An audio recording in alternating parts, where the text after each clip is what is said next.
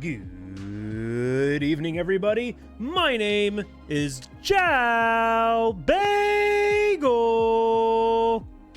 Holy shit. Sliver, thank you so much for the raid. Everyone come to the TV Sliver raid. My name is Chow Bagel. Last on Monster Games. Today we are going to be doing a commentary speedrun of Monster Hunter Wilds for SGDQ submission. Sit back, relax, enjoy the show. Hope you guys enjoy it. Hope you guys love it. Feel free to ask questions while we go too. It might help with my commentary because I'm gonna be bad at this.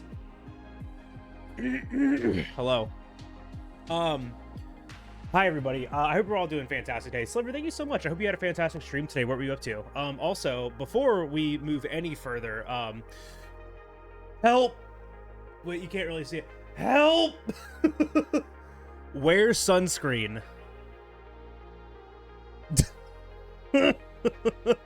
My neck got sunburnt, and my face, and everything else on me. Jesus, like I said, I'm red. It looks worse because the saturation on my camera is like a little bit higher than normal, so I don't look nearly as pale, but yeah, it's pretty bad. I'm also wearing pink, which I don't think helps. I thought Florida Man was immune. That ain't me, that's my dad. My dad's Florida Man. Slimebo! Oh my goodness, 170 stream streak, that's incredible. Thank you so much. Doing some wilds, getting the Blossom tickets, managed to get my last ones on the absolute last chance of the Shea Wu quest before the quest rotated. Oh, hell yeah. GG's, dude. Excuse me. G frickin' G's. Oh, I'm live and recording. No, I meant sunburnt. It's better than Anjanath. I don't know what happened, but the moment I sat down right here, I got a cough.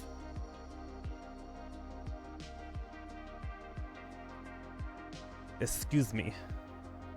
But no, I absolutely meant I'm sunburnt. Yeah, my nose My face, like, you can see it a lot better. Yeah, I'm a little sunburnt. It's a little rough.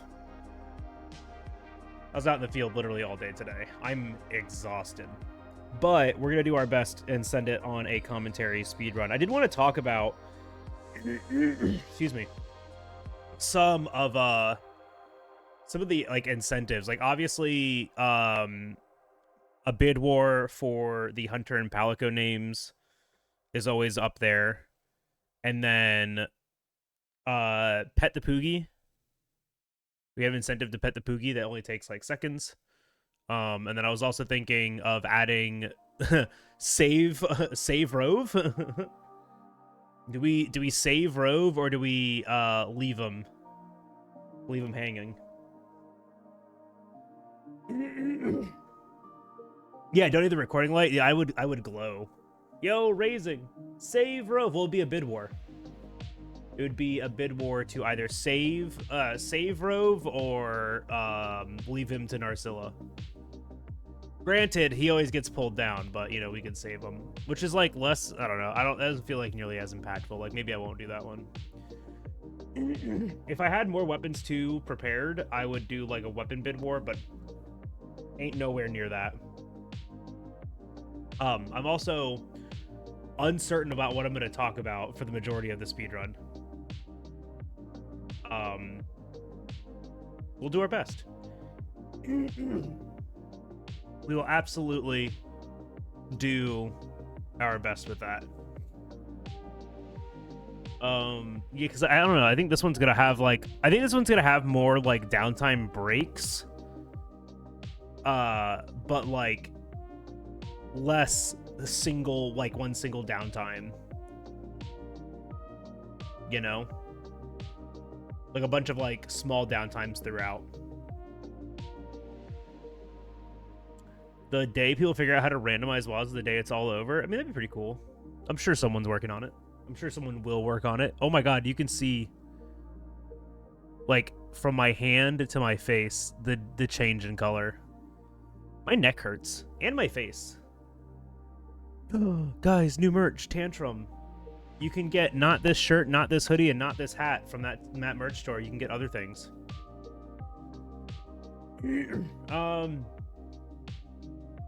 Yeah, I don't know. I don't know what else like we could do as like a bid war. I mean, I think the like pet the Poogie is a pretty good one. Frog on a hog.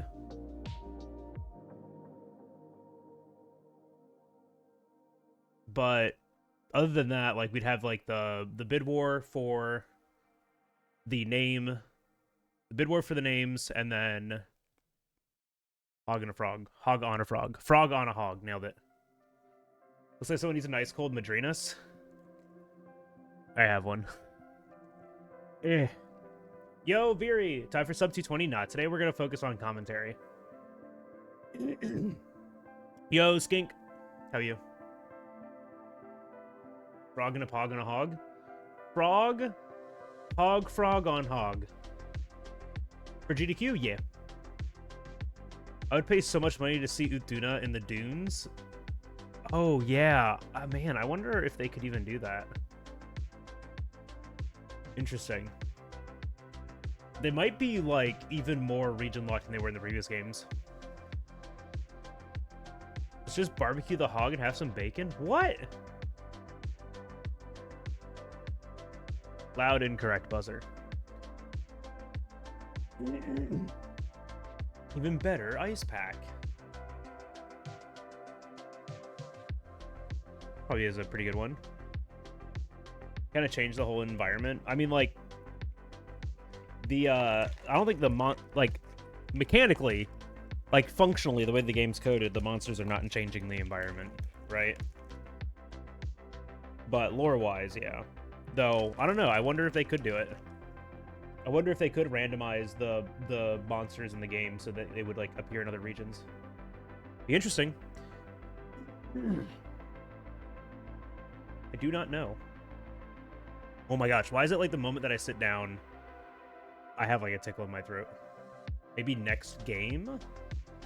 Well, if you want to play randomized Monster Hunter, there is Rise and World. Both have randomizers. I just wish we had a Stories 2 randomizer. Like, I really wish we had a Stories 2 randomizer. Because that's all I would play. Is a Rise rando? Yeah, I'm pretty sure there is. Almost positive there is. The same person that made the World rando, I'm pretty sure made a Rise rando or is working on one. I actually don't remember.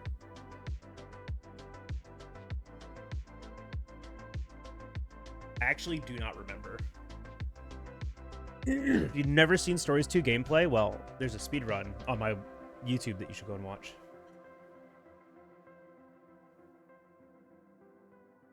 Pretty sure there's one at least. I don't know. I could be wrong. I've never done one. The Rise randomizer, that is. All right. I think that's what we're going to do. Name bid wars for the Hunter and the Palico. And the pet the Poogie incentive. And then also our excuse me. The guess the monster donation incentive or donation drive. The donation drive. This is actually watching the Stories 2 run. Very fun watch. Yo, thank you so much. I do plan on returning to Stories 2 after this game because I've been like jonesing to play Stories 2, like speedrunning it again, and so I might actually like go back to it after this game.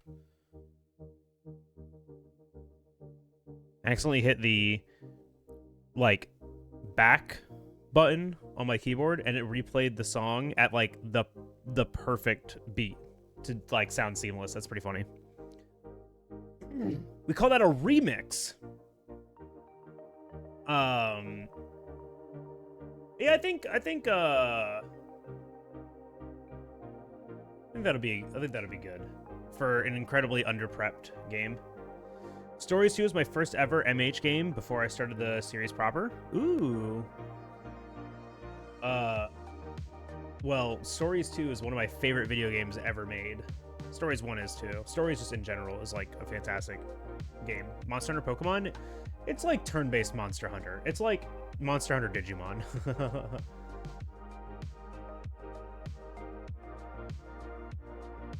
Yeah, Stories 2 is really good. They made that game a lot better, like a huge improvement from the original. I very much enjoy it. Excuse me. All right. Well, let's go ahead and get this started.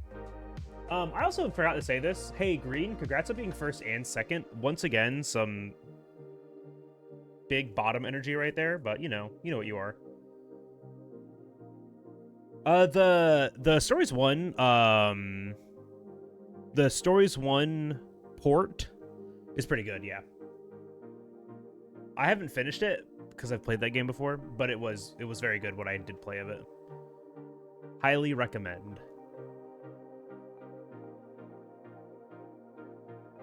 Big highly recommend. All right, let's do this. Raffle, clear. Excuse me. Type exclamation enter to join the giveaway to pick the name for the Hunter or the Palico. Type exclamation ENTER. Reminder, actually, maybe we don't do this? No, we can. Type exclamation enter to join the giveaway to pick the name for the Hunter or the Palico. Reminder to keep it PG-13 because this is the commentary video for GDQ. So if you want it to win, please pick something appropriate. And if you don't want to win, you want to make a good, funny, haha joke, you can pick something inappropriate, and I'm going to pick someone new. And we'll laugh a little bit, but you won't get to name them. But yeah, exclamation enter to join that giveaway. Pick the name for the Hunter or the Palico. I picked two winners, one named the Hunter, one named the Palico, but you got to type exclamation enter to join that giveaway. And you can name them whatever you would like within reason, how I have just said. But you got to type exclamation enter to join. Type exclamation ENTER. Hi, GDQ. And yeah, once we have the names picked, exclamation enter, exclamation ENTER, we will go ahead and get started with the commentary. Yeah, I think that's what we'll do. You haven't watched any GDQ streams in ages? You should. They're great. I'm going to be volunteering at this GDQ as a stagehand, as part of the stage crew. And we're still waiting on next week. Next week? Maybe. Next week. We'll have decisions on the hosting staff. Do you have to solo commentate? I don't have to, but I'm going to. Because no one else offered to be here with me. Because they hate me. No, it's just because no one else offered. My ADHD disallows me to. Well, do two things at once. Have it on, but like play a video game. That's what I do. Don't let your ADHD rule you. You rule it. You make it part of you. Make it work for you. But I get you.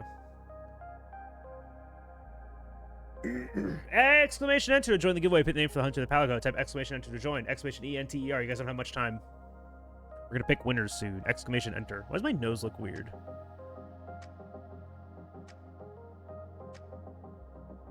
Looks strange. Might be a shadow. Or the fact that I'm just like horrendously sunburnt. Yeah, that's what I'm saying, right? Like, if you got something, like, pretty passive and mindless to do in, like, one game, just putting up a show on the other side is, like, the best thing to do. And GDQ is, like, great for that stuff. Exclamation enter. Exclamation ENTER. I'm going to pick winners here very, very shortly. Type exclamation enter to join.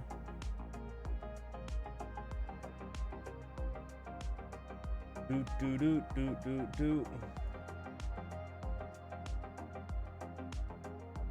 All right, we're gonna go ahead and pick winners.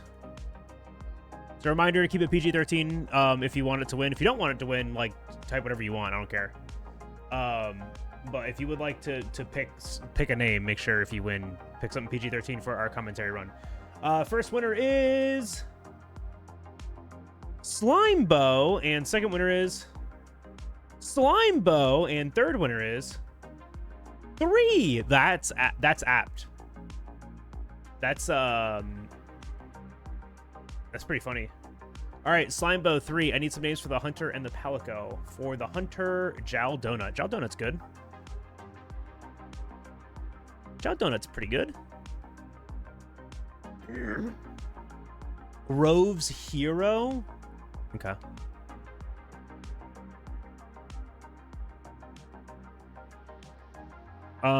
Let's go ahead and randomize this again. Oh god, what's new? I don't care.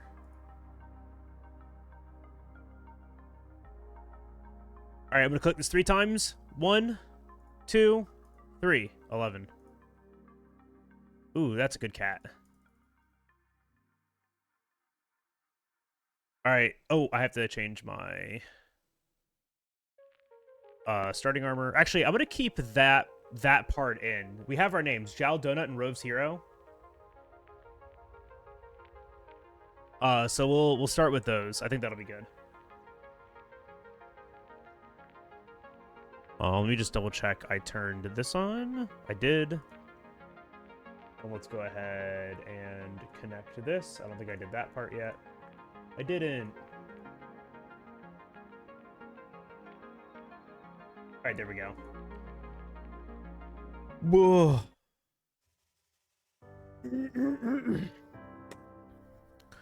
All right, I think we are good to go. I think we're good to go. So yeah, this is I'm gonna count it in and we'll get started, and this will be our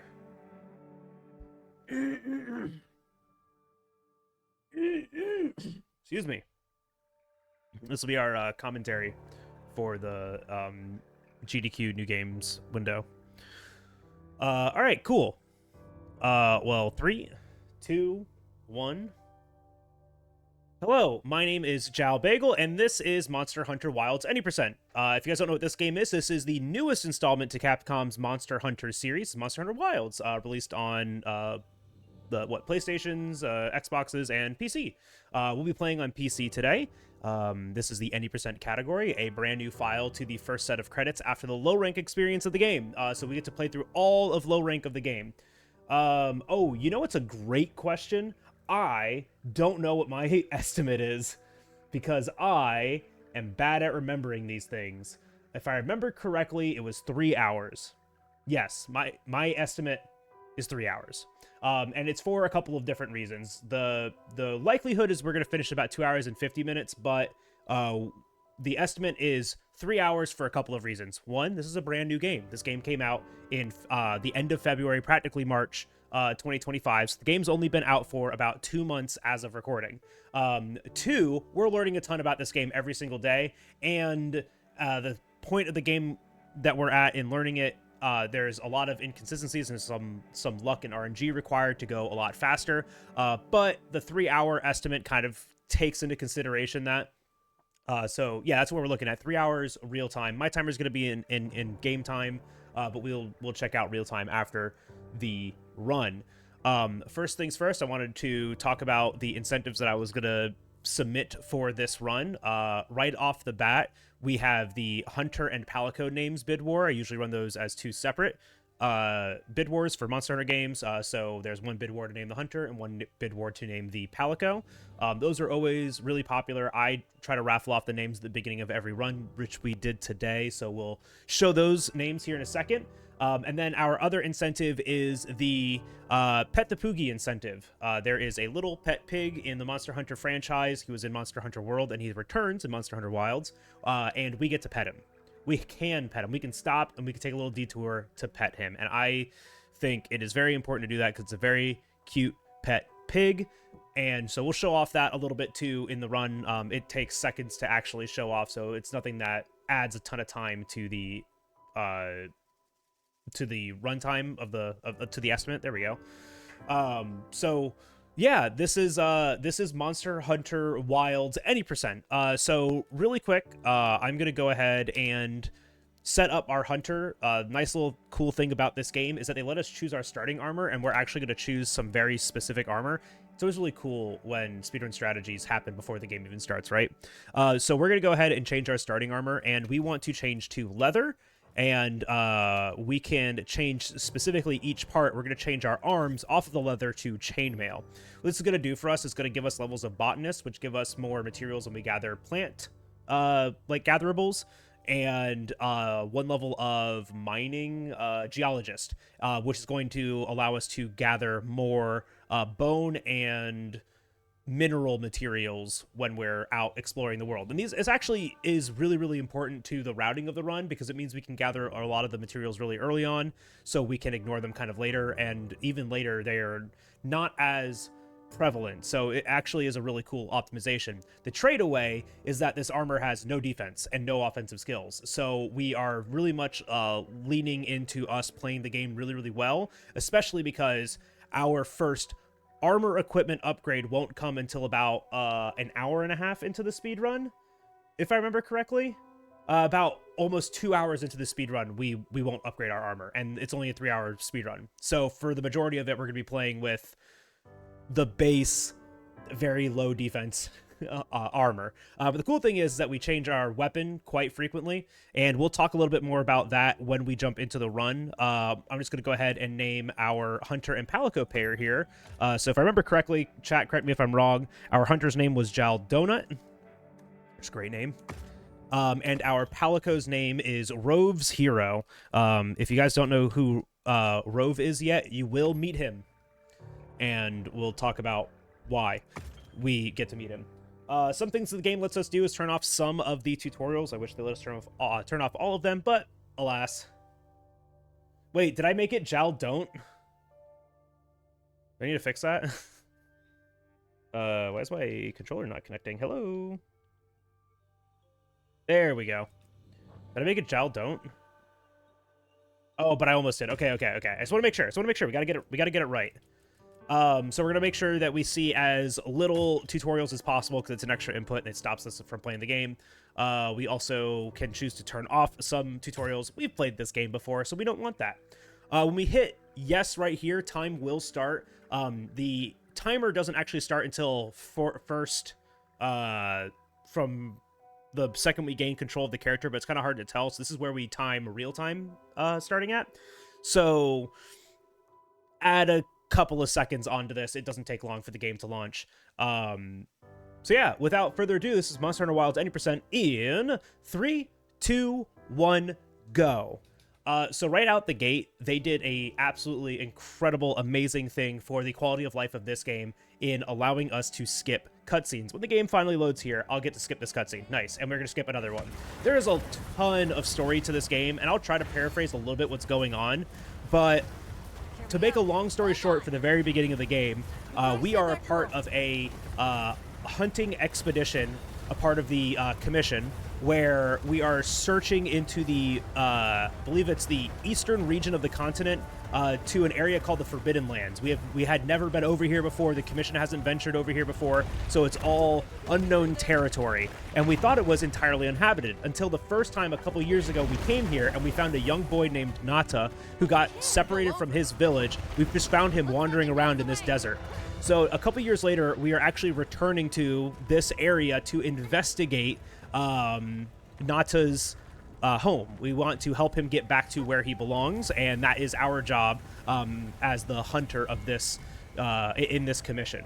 So the whole story revolves around trying to find Nata's home, and it's going to follow a very mysterious monster, I should say.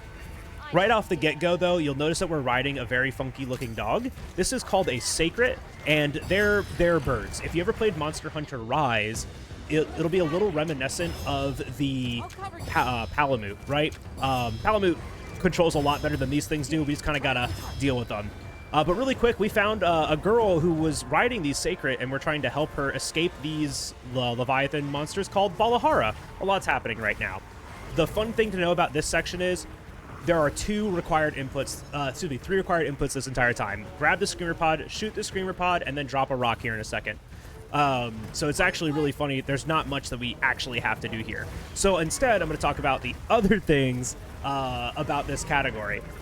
So if you've never played a Monster Hunter game, there's a variety of different weapons. There's 14 of them, and for this route, I'm going to be using one of them, and that's Charge Blade. And Charge Blade's a really cool and unique weapon in that it has two modes, a Sword and Shield mode and an Axe mode. And while it's in the Axe mode, the weapon does a considerable amount of damage and also can knock out the monster. It can stun them and put them onto the ground. You're going to see that a ton throughout this, where I'm going to be kind of sight reading the fights and making decisions. So this is our handler, Alma. Everyone loves her. She wants me to take a quiz to know which weapon I want to play, but I'm going to skip that, and I'm just going to grab the weapon I want. This is a new addition to the game, too. That is the Claw Slinger, where I can kind of just grab materials using a little grappling hook on the end of my rope here. And that's what I kind of just did right there. I grabbed a Parashroom that was out of my field of vision, but was in my targeting menu. Was just able to grab it really quick before running over to the Sacred. A lot of the movement and the routing in this game is kind of dependent. It's built around what we can grab with the Slinger. Going into my crafting menu here really quick and just setting a couple things to auto-craft. We'll talk more about those materials later.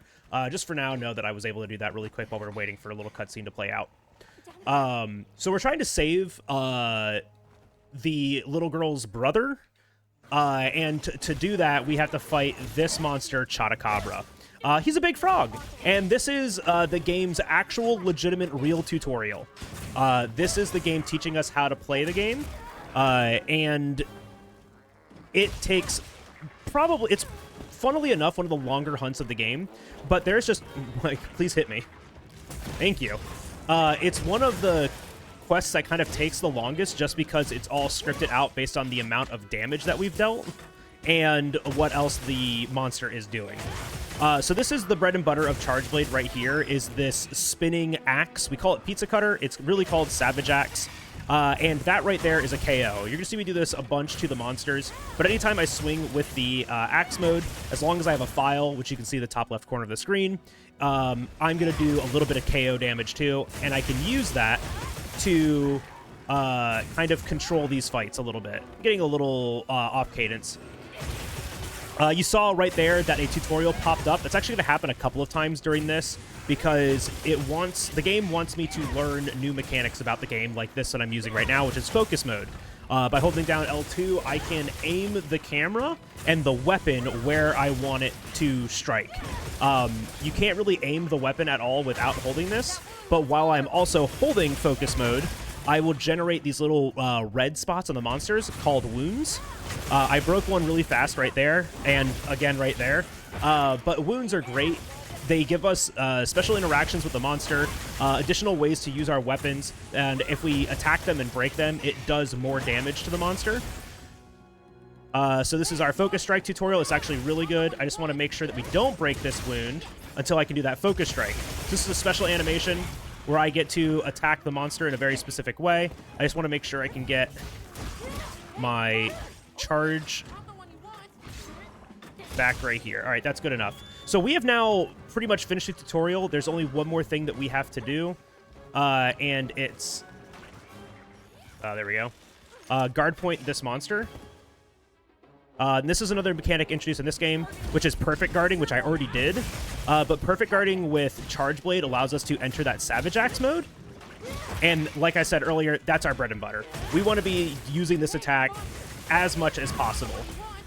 All right, so something else to note about this game is how story quests are designed.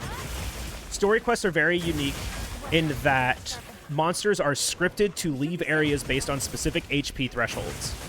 So this monster right now has reached an HP threshold that's telling the game to let it leave this area. They want it to leave this area. However, we can skip that by continuing to lock this monster down. So I can use this flash pod here that I picked up earlier just to stop him from leaving, and it keeps him attacking me. The only other thing that I have to do right now is just get another KO to stop him from leaving so he doesn't lose us a minute. All right, there we go. That's great.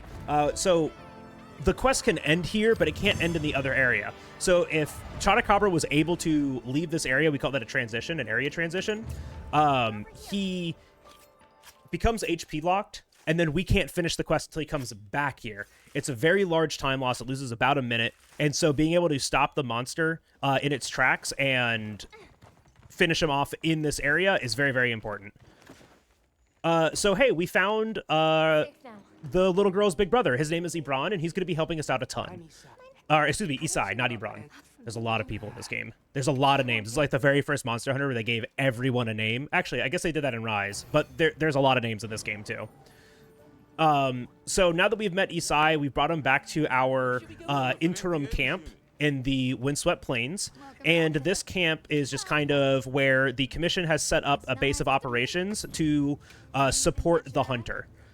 And so all of these people are here to help me and the other hunting teams here. Olivia, that we're talking to right now, is a part of another one of those hunting teams. And there's a couple of different ones in this area. And it's really cool. This game's very cool in the fact that, like, it has a ton of environmental storytelling to it, where the NPCs are having some really interesting conversations talking about, you know, famous hunters in the old world, or talking about exploits happening in the new world, which were the events of Monster Hunter World. They actually have some really neat, like, throwbacks throughout this game. I'll try to call out a couple of them as we approach them. So for helping him out, Isai has agreed to show us some honey. he's going to show us where we find honey.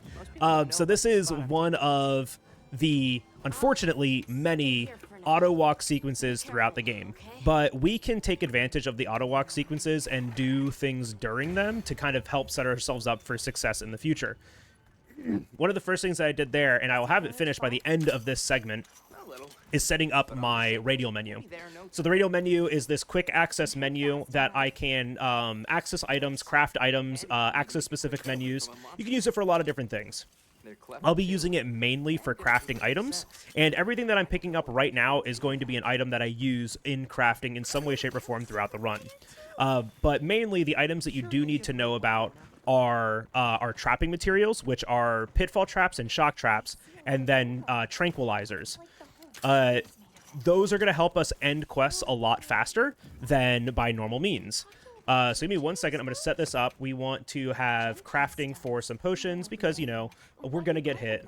This game can be mean sometimes. And then we're also going to set up our trapping equipment. So you can see our pitfall traps, our trank bombs, our trank blades, and then the most important thing, flashes. And so you saw me use a flash earlier. We use flashes a lot to interrupt transitions for most of the monsters that we'll fight. And I'll explain the little nuances, like why we don't interrupt some fights as we go, but because we have found out a lot of very interesting things about this game and how the game progresses in story missions. I do want to preface that, is that everything that I'm going to talk about is mostly specific to story missions, and so it's not really going to apply to, like, end game progression. So if it sounds like something that isn't very enjoyable, don't worry, it's not in the whole game. It's just in part of the game.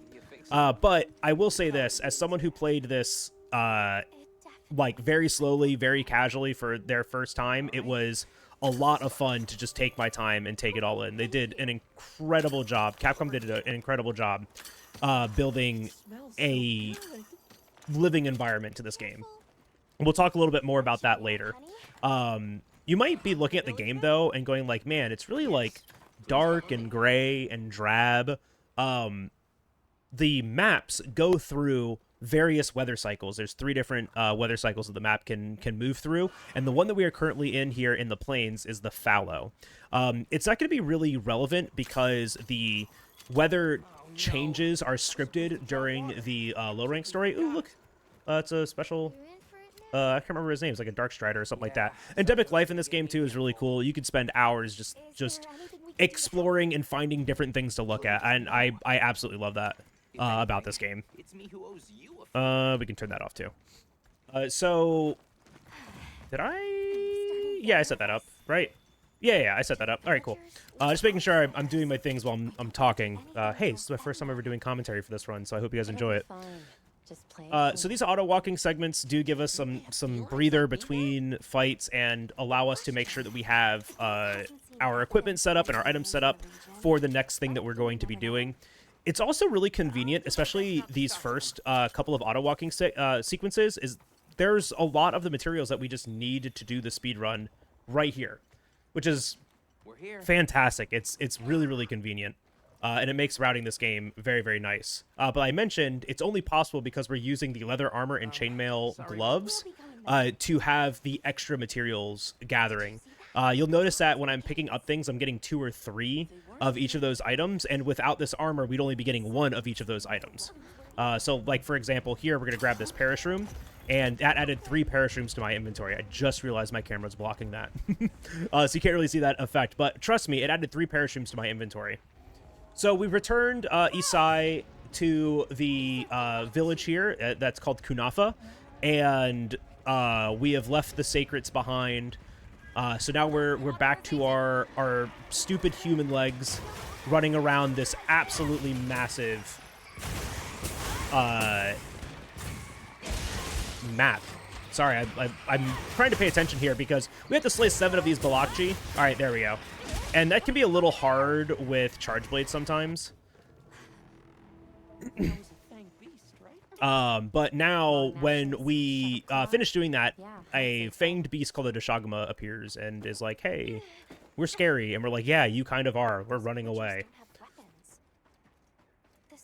So we're going to get back to the base camp here in the Windstep Plains and continue on our little setup. You know, we still have to set up our base camp here, and we're still waiting on the support team that helps provide support to the hunter. But we're still waiting for them to show up, and they still haven't gotten here yet. I also just realized I talked over the thingamabobble line, and I'm really upset about that now. But this is also the first time that we get to upgrade our weapon, and I think our RNG on Chotacabra was good enough that we're going to be able to get the Chotacabra Charge Blade. If not, there is a backup, and it is the Hope Charge Blade. But first things first, we're going to buy some trap tools, 2 to our inventory, and then 11 to the box. And I did that the slow way, but that's okay. And we're going to come over here and talk to Gemma, and we are going to upgrade our weapon. We got the Chotacabra Strong Arm. You can find more of this. So that's really good. That's a very good early upgrade weapon. And it's also Chotacabra, so it looks funny. Can I talk to you right Or quick. talk to Alma here. So most of the time that we're progressing through the story, we're going to be talking to NPCs to start kind of like little story sequences, and they are actually, unfortunately, a lot of the sequences are multi-part, and so if you want to go and do something between them, you can't really, right? So like if I miss a material somewhere, I can't really just like go out of my way to get that material sometimes, or unless I want to take a significant time loss. So instead, we're just going to make sure that we get the materials that we need. So here Alma was questioning, hey, where's the support team? Oh, they're being attacked by a very large chicken. This is another new monster to Monster Hunter Wilds. This is Chemitrice. And he's just a big fire chicken. This fight can actually be kind of annoying sometimes. Especially because we just upgraded our weapon. Yeah, there it is.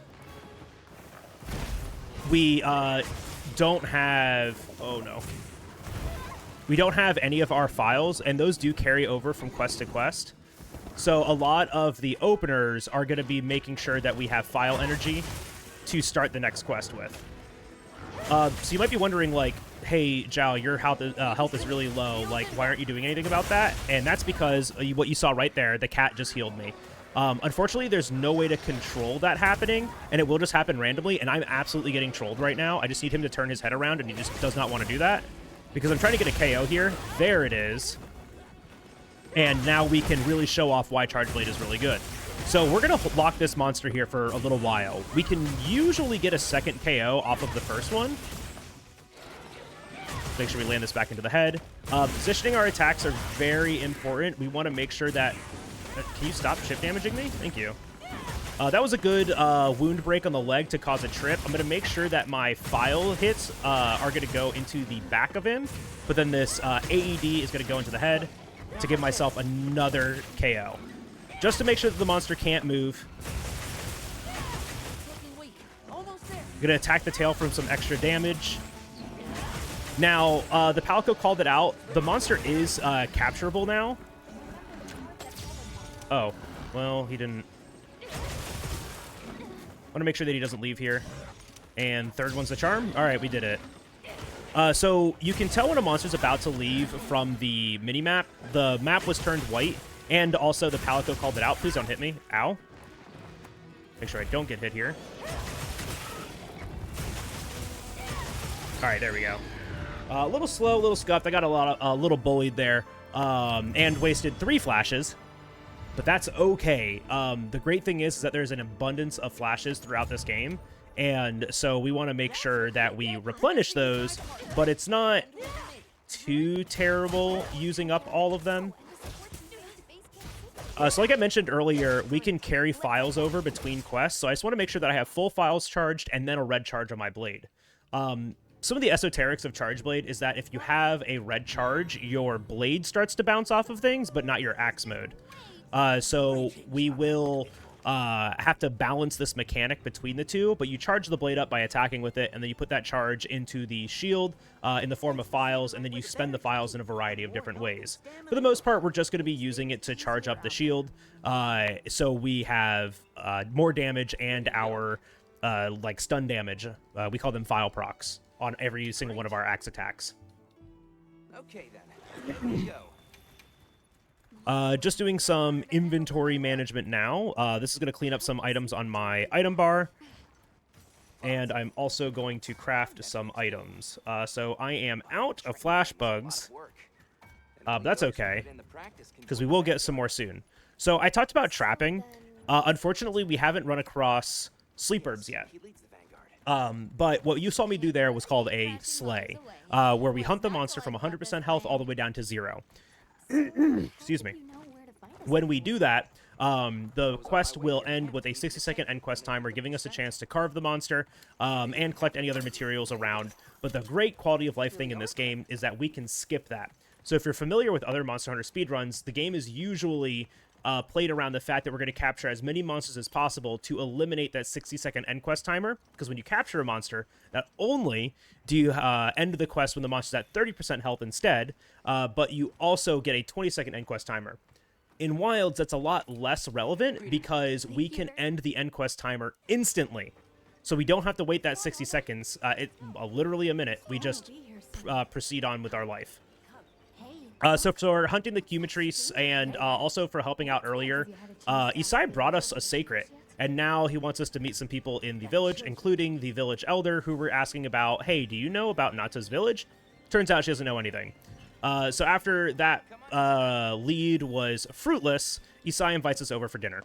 And we get to eat dinner, and I'm actually going to show the cutscene because the food... Is it the next one? It might be the next one. The food in this game looks very, very good. I think it's the next one. Let's see. Yeah, here we go. Oh, wait, no. I skipped it. Oh, well. The food in this game looks really good. We sighted their Unfortunately, I skipped it. The cutscene is also very long.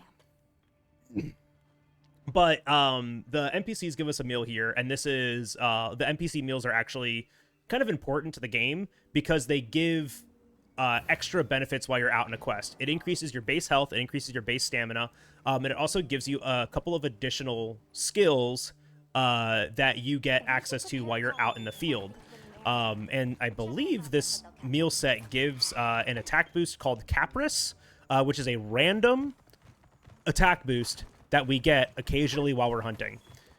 We'll get 2 NPC meals throughout the run. That was our first one, and we'll get our second one towards the end. So right here, we're just gathering a couple more items, flashbugs and thunderbugs, and then now we're going to get our sleep herbs. And so now we have tranquilizers, which is one of the 3 parts that we need to capture a monster. And if it wasn't clear earlier, we need to have a monster in a trap, we need to use 2 trank bombs, and we need to have the monster at 30% or less health. I think it's actually specifically less than 30% health.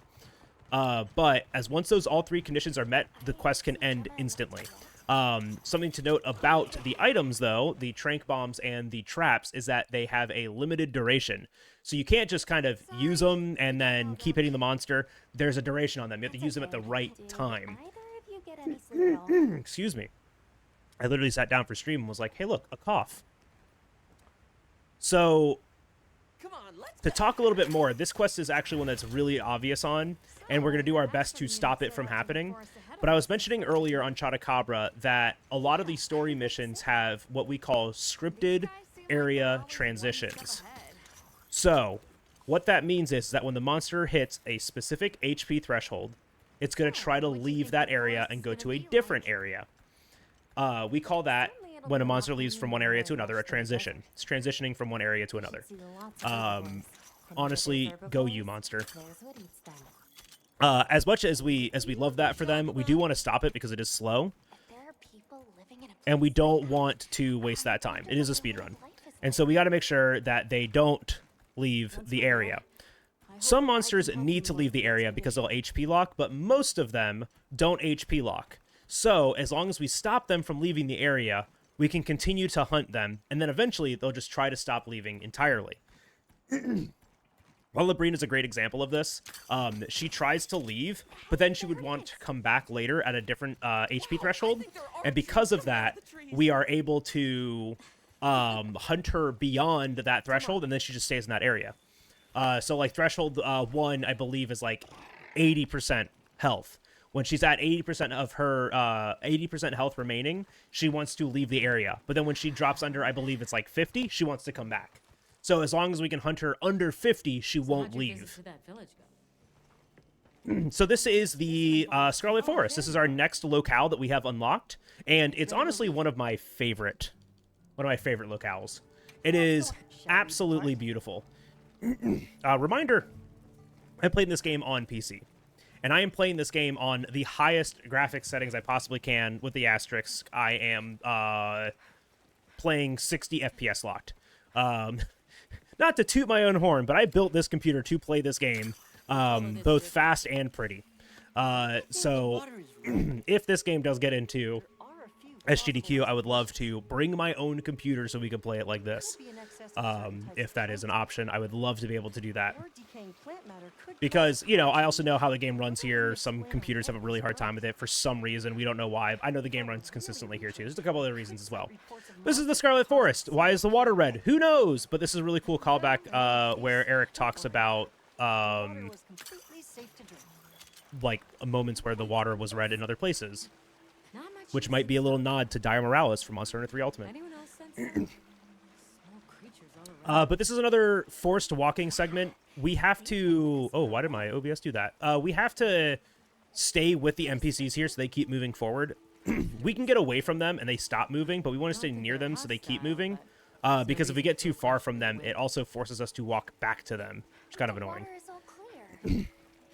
Olivia here on the left is falling behind a little bit. So I just kind of like walked behind her to get her to speed up some. But Olivia and Eric, they're a part of the Astrum unit, where our team is a part of the Avis unit. And there's a bunch of other hunting units too that are in each of the base camps. And they talk about them like all through the game, which is I think is really, really neat. Makes the game feel a lot bigger than it actually is. But this is all part of our investigation into the Alpha Doshagama.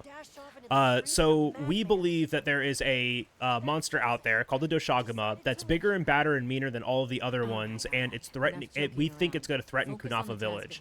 So we're taking it upon ourselves to investigate it a little bit because that's kind of an anomaly. And the Research Commission is all about anomalies. Hi, Carol.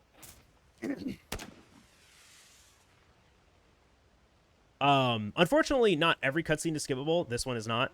So we're going to sit here and watch as they build this really cool camp. And this is actually one of my favorite little, like, you know, things just about the game is that they think about, like, how do these pop-up tents get made? Well, they fall out of the sky from the support team, and then the support team puts them together. This is a field pop-up tent. We're actually going to use these throughout the game, but there are areas in each of the locales that we can set up this little temporary camp. And we can fast travel to it. We can use it as a place to restock, change our equipment. You know, it's got a lot of facilities in it. We can eat a meal in there. A lot of different things that we can do. But all we're going to use it for is fast traveling and restocking our equipment. Actually, and changing our equipment. There's a lot of things that we use them for, but not in this area. Mostly just fast traveling in this area. So we are starting to investigate some of the monster tracks that we have found here, and it is leading us towards a new monster. That's Lalabarina. If you have arachnophobia, I recommend looking away. It's just a big spider monster, but it's also a really cool spider monster, and technically not a spider. It only has 4 legs, so if that's what, you know, gets you, yeah, at least it only has 4 legs. So like I mentioned earlier, we want to carry files into each of the quests. And that's mostly just so we can charge our shield, and then instantly charge up files again, and then go straight into our Savage Axe gameplay. I'm trying to hit Lalabrina's head here the best that I can, because I want to make sure I get a KO on her pretty early. That was a leg break.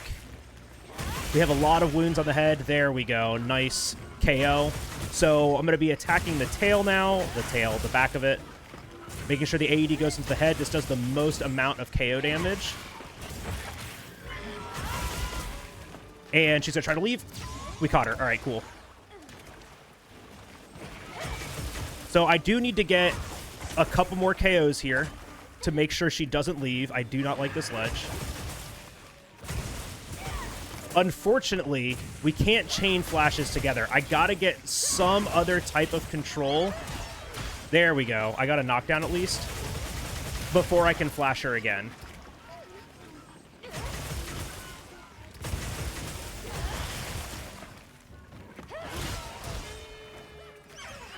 I'm just going to flash her again because she didn't move. All right, cool. The great thing, too, about this game is that Oh, we're already there. I was just about to talk about the skull icon, and we already have one. Don't hit me. Thank you. All right, don't skip this. We're actually going to use this end quest timer to do some gathering. So the only reason I knew that the monster was capturable there is because of the mini-map in the bottom left. Every now and then a skull icon will appear, and that skull icon is telling us, please get a sturdy bone, thank you. That skull icon is telling us that the monster is capturable. So I have to keep an eye out for those while I'm doing the hunt. After a couple of forms of control, I can usually look over at it and tell I'm about to get it. And just like I mentioned earlier, we want to try to end every quest with getting as much gauge back as we possibly can, or sharpening. Natto will be okay.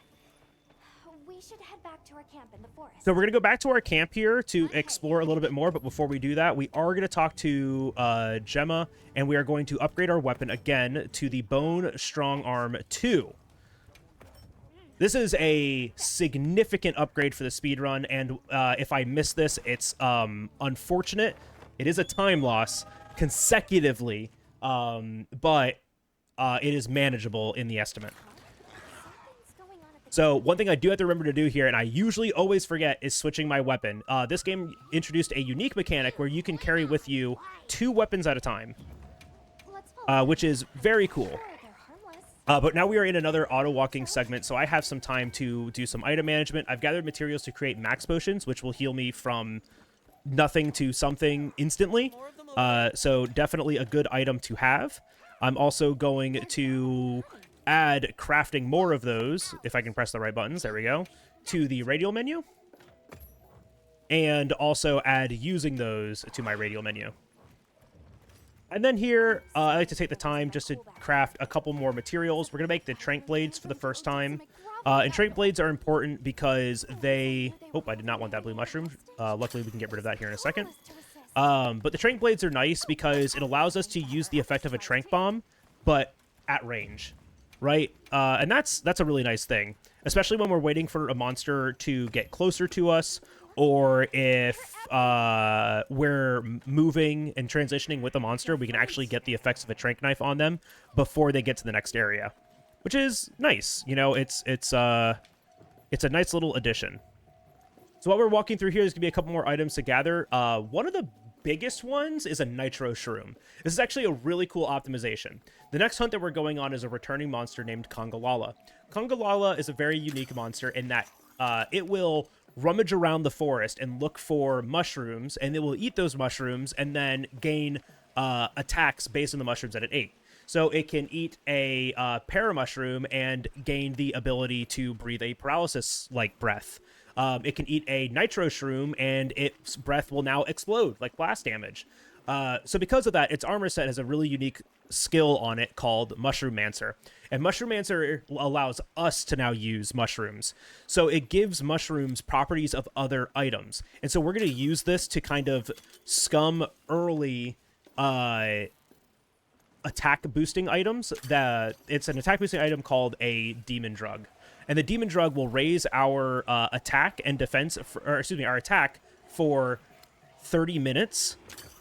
So that is a considerable increase for consecutive hunts. When these hunts only take a couple of minutes each, like 3 or 4 minutes each, we are now carrying that over through multiple quests. It's a very good boon. I'm trying to see if I can change my weapon here. I can't yet, so I'll have to do it when I jump down. I always forget to change my weapon, so I'm going to try to really remember to do it. Because we just did a really good upgrade, and that would be a very nice change for us going into the next monster. So they're called Woodwood. So we've now met the Woodwoods. They are the inhabitants of the Scarlet Forest. I want to make sure I grab that Congalala track there. Please get off. Thank you. To give me a verdant pelt, because that's going to help us get to the Congalala pieces that we need for Mushroom-mancer. We only need 2 pieces of the Congalala armor to get Mushroom-mancer, and there's 3 pieces that we can get in total from it that have Mushroom-mancer. So we just have to make sure that we get all of those. I want that. Thank you. I was grabbing some backup flashes there that I usually don't get just because I used some extra ones earlier. And grabbing more trait materials. There's just a ton on the way here. Do you hear that? Something snoring. All right, Congalala. So this fight is very interesting. I'm going to have to carve the Conga here, the small monsters that are here as well. Oh, crap. I just realized I already charged my shield, or my sword. All right, well, whatever. We can get that charge back pretty quickly. All right, there we go. Oop, ouch. All right, it was a unlucky timing to do that. A lot of what Charge Blade does is very like long and deliberate, but it does have a shield and allows us to guard and stay aggressive against monsters. But you gotta just really know when to do it. Nice KO. A big thing that we need to do on this fight too is breaking both arms and the head. We have already broken the arm, Now I just need to get the head. All right, Subi, we already broken the head. Now I just need to get both arms. And using wounds, it's actually pretty manageable to do. So I already got one of my arms, and he's already transitioning. So Congalala is a monster that we actually don't want to stop the transitions because he HP gates. What that means is he can't take damage while he is moving from one area to another, and he won't be able to take damage again until he gets to the next area. I'm trying to make sure that he gets into this area because this is a vine floor, and a vine floor is a unique trap where if we topple the monster, he will fall into the ground. I wish I was just ever so slightly closer. There we go. So we do want to get a topple here, something to make him fall over. There we go. So he falls into the ground a little bit longer and doesn't move for even more time. The less the monster is moving in Monster Hunter, the easier it is to fight it, the more damage we can deal. So we try to chain control together. So now I'm trying to get a KO, which is right there. Great. And because we're on the vine trap too, the KO makes him fall underground. I also want to make sure that I hit some of these conga.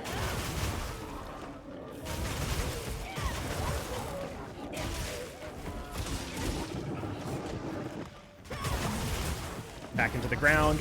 And we don't want to do this too much because we can over damage him. So I don't want to get a KO here. And he's leaving. All right, nice.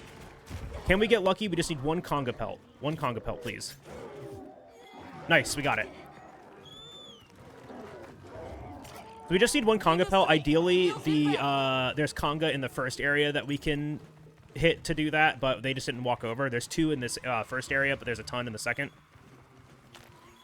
Want to make sure that we grab those materials, and we want to make sure that we hit those knives. So he's not quite capture ready, and now he is. Oh wow, that saved 39 seconds. This is what I was talking about too, about the estimate for this game. We're still learning a lot, and I'm still improving pretty much every day. So it's probably going to get a lot faster than what it's at, but 3 hours does account for a lot of like goofy things that can happen in the game, and bad luck. So far we've gotten really good luck. All right, so now that we have done that, the Woodwoods have agreed to give us our puny hovel, aka our campsite, back. So now we have the ability to make fast travel spots, which is nice. We can make all sorts of camps out in the field now. And now that we have the ability to do that, we are going to, well, we're going to leave. I'm trying desperately to remember what to do here. This is one of the difficult spots. So this is now where the Congalala armor comes into play. We are going to craft 2 pieces of Conga armor. Ideally, the head and the chest, and we got that. Nice. And while we do that, we are going to eat this nitro shroom. We now have the effects of a demon drug without actually having access to demon drugs. And I'm going to do some item management here. Crafting 2 pitfall traps, 2 shock traps, and I'm going to restock these items. And then before I leave, we're going to change our equipment back to the leather set. We still need the leather set because we're still doing a lot of item gathering, but we're at least getting the benefits of that demon drug right now, which is huge. It is just a flat increase to our damage, and any source of that is good for this speedrun. The great thing about Charge Blade is that it's really good just out of the box normally, but we are going to try to set ourselves up in a way that we get to make it even better every time. All right, so we have learned more about the Alpha Doshagama, and we wanted to come and warn the people of Kunafa. But one of the chief, well, the lead of the like sacred guard people. I can't remember his name. He's in trouble. Oh, Zota. Yeah, he's in trouble. Zato. There we go. He's in trouble, and we need to go and help him. He's being chased by Balahara, and so we're gonna have another very reminiscent chase sequence for Balahara here. Quick little thunderbug that you can grab right there. It's pretty funny. You got it. Be careful. But we are now stuck in another like little short scripted segment where Zato is leading us out of the desert away from the Balahara. A little optimization there, making sure that you dodge left instead of right. It's a little bit faster. We may lose them. Oh no! And but our next fight is Balahara, and Balahara is probably one of my least favorite monsters to fight because he is very, very wiggly, and wiggly monsters are hard to pin down. But we have some good RNG right now. We've had some good fights. We're set up on our equipment really, really well. Hopefully we can make this fight go by very, very fast. So this is another instance of scripted sequencing, scripted transitioning, where there are 3 other areas that this monster wants to go, but he doesn't HP lock until the very last one. So we can hunt him to 31% health, which is what we're going to try to do all in this one area, and then he's going to go all the way to the end. So I'm trying to stay close to Balahara right now because a lot of his attacks happen at like the front of him, but now I need to guard point. I need to get a perfect guard here. There we go. Now that we got that, we want to try to get a KO. First things first. A big KO here would stop him from moving. There we go. That is not what I wanted to do. Accidentally charged my files, which gets rid of all my files.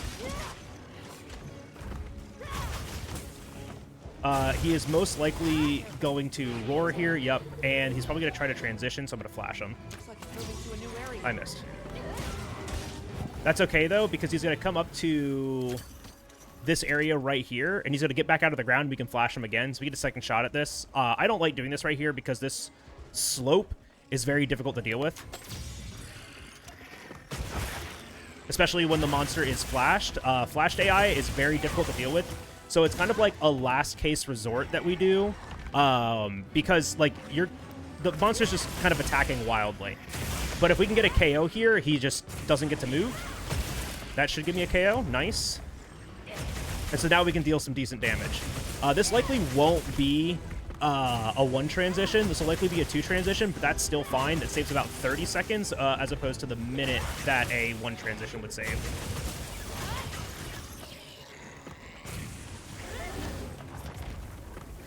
All right. Oh, we actually got the 1 transition. Nice. I could tell by the map there just briefly because it showed the area that he was moving to, and it will often show like a line of the direction that they're heading. And so this one's all underground, so we just got to run straight to where that that area is. Oh, no, this isn't the 1 transition. That's my mistake. This is going to be a 2 transition. So we want to be kind of behind him right now, because that'll instigate him to stop a little bit sooner.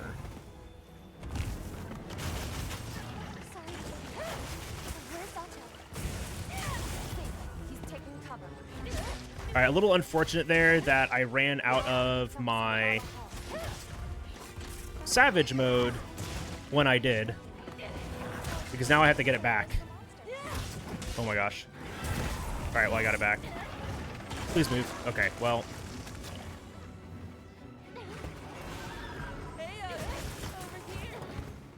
I could really use a heal. The cat's doing a different thing instead. I want to get out of that. All right, cool. So the monster is now HP gated, so I don't really need to worry about my health or anything else right here, which is nice. Instead, I'm going to put on a ghillie mantle. So we haven't talked about this yet, but ghillie mantles are a returning mechanic from Monster Hunter World. And this one is probably the best one in Monster Hunter World, any percent. Because of the way that we were able to use stealth in that game. However, in this game, we're going to use stealth a little bit differently just to stop AI from progressing. So in this case, when Balahara gets into this area, he's going to want to try to climb up on this rock, and we're just not going to let him do that. Instead, we're going to put down this trap when he comes out of the ground here. I keep missing it, so I'm just going to wait for him to get out of the ground. Ain't no way I missed it again.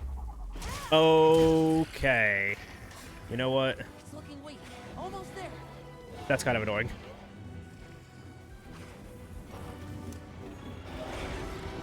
I went to go and pick up my trap, and it made me focus strike the monster instead. All right, well, we're just going to take the time loss here. Really unfortunate. You can see how much time just letting this AI progress actually loses. The monster is also past, like, its normal HP threshold, and I literally just needed to do that. And I still miss it even waiting. We lose 49 seconds because of that. A lot of variance in this game right now, just because of like very small mistakes ending up causing animation sequences like that.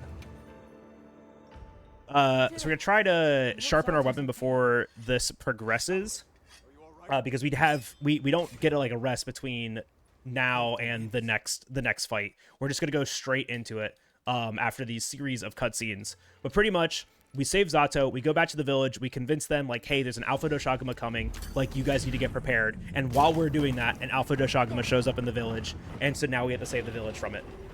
And now, what does an Alpha Doshaguma really mean? Well, it means a Doshaguma, which is this big, hairy bear dog thing, but, like, twice the size. There he is. He big. So that is our next target now. We need to hunt that guy. We have a little bit of time here where we want to, where we could like manage inventory, but I actually don't need to do anything. Because the really cool thing is we are going to capture this monster, but we're going to take advantage of a new endemic life that's in this game that gives us a shock trap.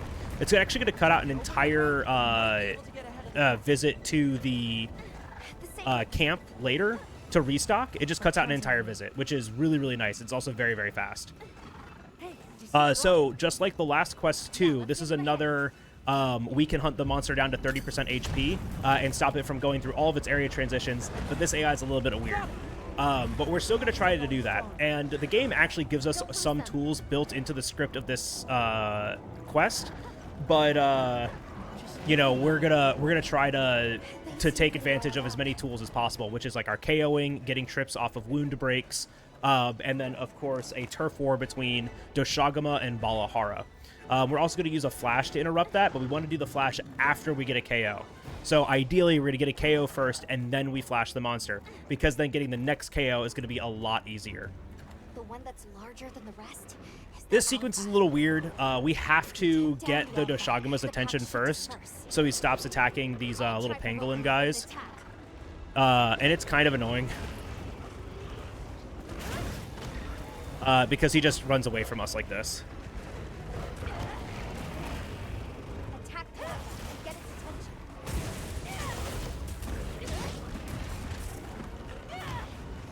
And it's really hard to hit him in this too, just because of all the other kind of animations and all the other models that are here. You're getting pushed around a ton, and so it just makes it very difficult to actually like stay attached to this guy, because he's also just moving around so much too. But now we've got his attention, and so we're leading him away from the I think they're called Karaktanath, directly into a sandstorm. So I mentioned earlier that areas go through changes in weather. So before was the fallow, this is the inclemency. Which is a very aggressive, chaotic, dangerous version of the locale, where we're stuck in a sandstorm with, you know... Okay, I thought I missed that for a second. I just want to make sure I hit that. All right, this works. Oh, hey, a power clash. So shielded weapons can get this very unique animation that's called a power clash. And it stops the monster from moving a bit. I didn't really have any way to, like, capitalize on that. So I just didn't. This is actually going to work out for me, because they're going to start fighting, and I'm going to start dealing damage. Can I get next to you? I don't know what they're doing. They are not actually doing their fight. All right, whatever.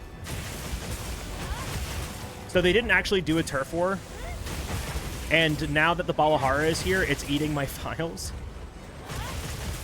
So this is really unlucky. All right, there's our KO. That's actually really good, because that was towards the end of that animation. As long as the Balahara doesn't roar, we'll be okay here, and I can keep one of the wounds on his back to keep up this lock.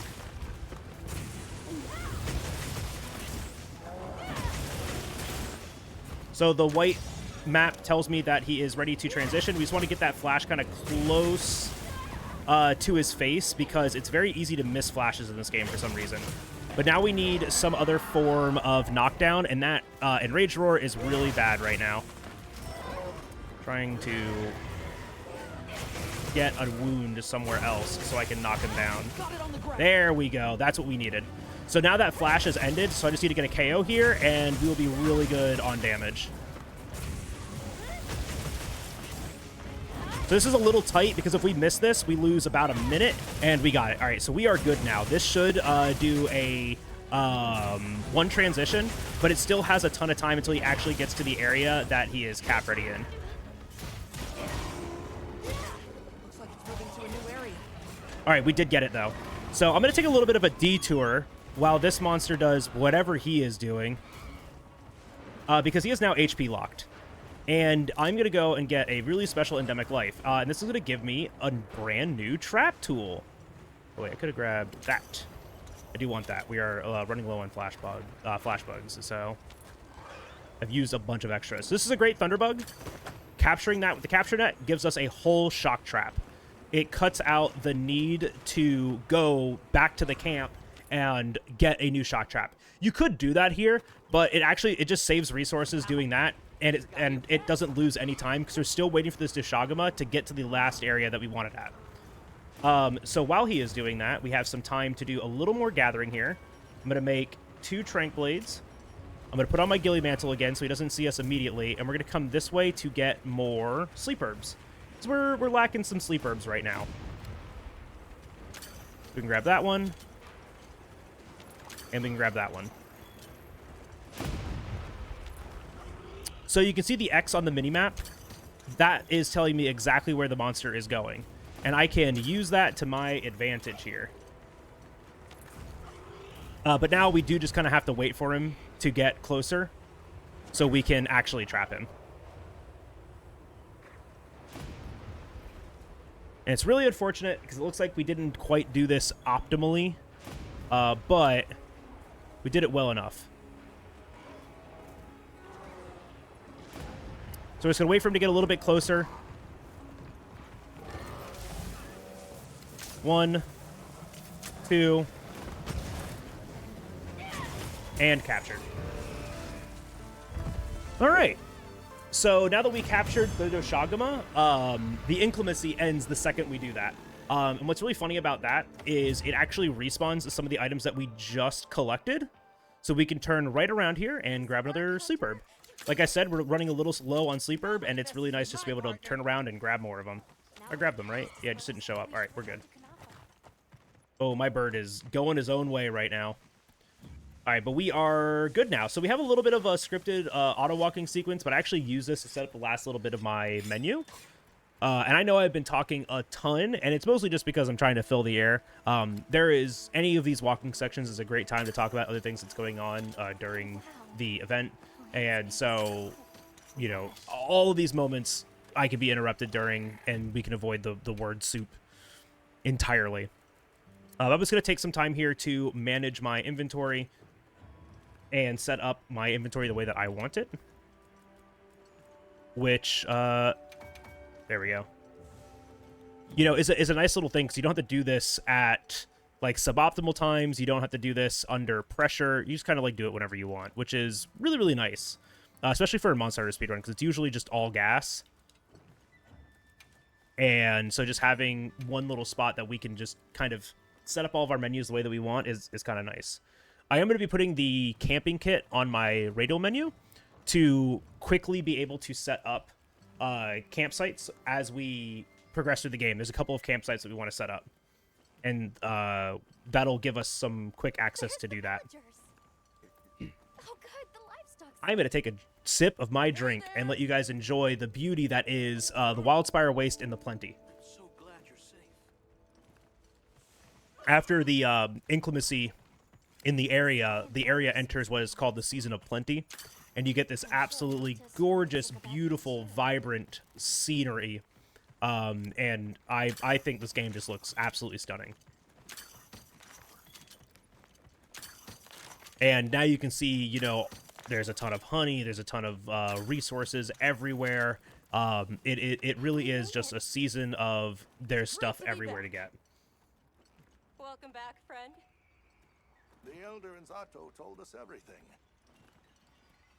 So now that we have experienced the inclemency in the Wildspire Waste, we have one other area that we can still experience some weather changes, right? And that is our next quest.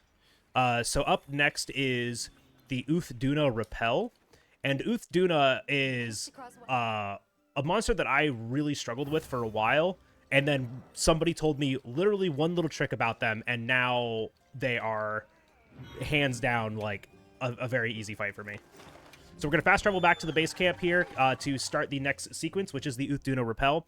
And this is going to be in the Scarlet Forest, Hope we find it this time. as we are continuing to track down the trail of a creature that Nata remembers, right? So Nata's a little traumatized because he was separated from his village by a creature that they call the White Wraith.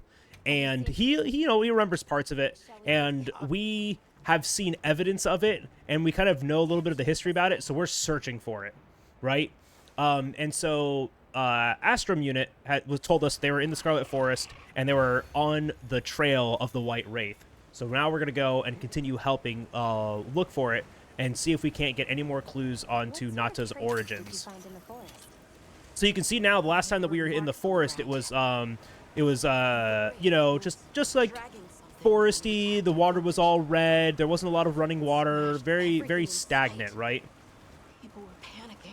And now you can see that the water is rushing. A horrible white thing Oh, good snag. That burned into my mind. that Parashroom and that Mandragora are a lot harder to get than it looks. It's really coming down. But now it's a torrent, it's a deluge. You know, we've got a ton of water everywhere, and it's raising the rapids of the river here, and it's making it a little bit more difficult to navigate. And now there's different resources and different monsters available. It really changes the locale. So this is the inclemency of the Scarlet Forest, which does mean we get to see the Plenty afterwards, which is my favorite map. Oh no! Astrum unit is asking for help. We're gonna go and help. This is bad. Hurry. This is bad. We need to hurry. Astrum unit we're talking about. It is Astrum unit. I'm going to make sure that we have flashes equipped here. And Uthuna is another HP scripted movement monster. If it is the If I remember correctly, it does HP gate between transitions. So we want it to transition and then just like let it go, right? We don't want to stop it. That's going to slow us down because it's not taking any more damage anyways. The cool thing is, though, is that we have a really unique setup for area 2, where we can use some bombs and an environmental trap to make it leave instantly. It's a very neat setup. But for the beginning of it, we have to fight it. Here's the Uthuna. Just gonna wait for the roar, get the perfect guard off of that, start our savage mode. Olivia, we have a secret. Can you ride? Is that gonna hit me? No, not really. So, Uthuna is a very unique monster in that it has this veil, all this like blue stuff around it. I need to move. I couldn't. That is protecting it. So you can see some of my damage numbers are blue. That's dealing damage. How does that hit me? I'm gonna go ahead and heal up here. That's dealing damage to its barrier, not to actually itself. And we want to break that so we can actually deal damage to its body. And then once we do break it, we're gonna keep it off of it. I'm getting some of the weirdest AI that I've ever gotten right now because Olivia is standing on the other side of the world. Luckily, we got the break. So most of the time, the monster's head is going to be the like best hit zone to hit for us. But you can see we're getting a gray number on the head. And the only reason I'm trying to hit it right now is just to get a KO off on the monster. Listen to me. Heels inbound. I need to move, and I just can't. I'm stuck right here. This is very cool. All right. Oh, he's doing it again. Move. All right. So Uthuna, you can tell it's a really big monster. It's got a lot of really big sweeping attacks and a lot of like really ambiguous stuff that it does. Oh my gosh. And so you've got to like really respect it. Flash it. So this is the big thing. I hate that jump. And that jump is so hard to actually dodge and avoid sometimes. But you can just flash her out of the air. And it gives you a huge window of it on the ground. Oh, we've been here for a while. I had to get my Savage Axe back. This is going to be a little bit slow. We do have to wait for that flash animation to end. All right, cool. While the monster is flashed, it cannot transition. So we do just have to like wait for that to end. So while we're leaving here, I put on my ghillie mantle to enter stealth AI. That's going to make Uthduna stand perfectly still when we get into the next area. But more importantly, it's going to make Olivia stay away from us. I'll be fine. I got it covered. It's going to make Olivia just, like, not be near us. Oops, I do not want that nullberry. I want that flash bug. There we go. Flash bugs are important, so we grab every single one that we see. Gonna take advantage of a well-done steak here. The game starts us out with 5 of them. That's gonna replenish our health and stamina. Nice. All right, that's good. And so this is the Area 2 transition that I was talking about. We know exactly where the monster's gonna be thanks to the X. So I'm gonna put down 2 bombs right there.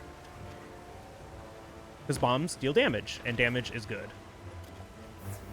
Next, we're going to wait for Uthduna to get there, and we're going to perform a sneak attack. I accidentally performed one earlier, but sneak attacks are a unique way to start an engagement.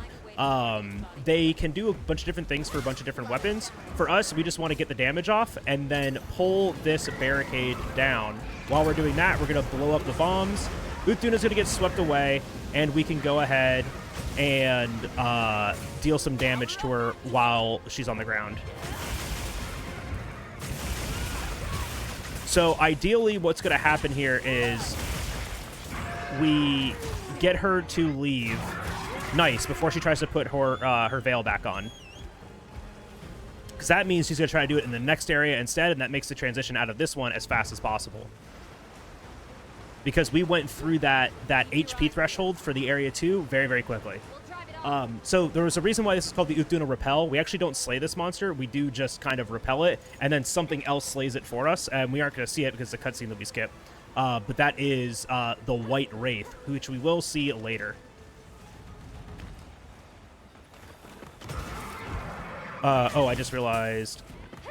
All right, cool. That's actually really good. You can use focus strikes to kind of interrupt what the monster is doing, but she's kind of stuck in AI right now that's telling her to put her veil back on. So we could take advantage of that and just keep flashing her out of that animation. And while she's under the influence of a flash, we can just attack her back legs and deal more damage that way anyways, because the back legs are a good hit zone value for us.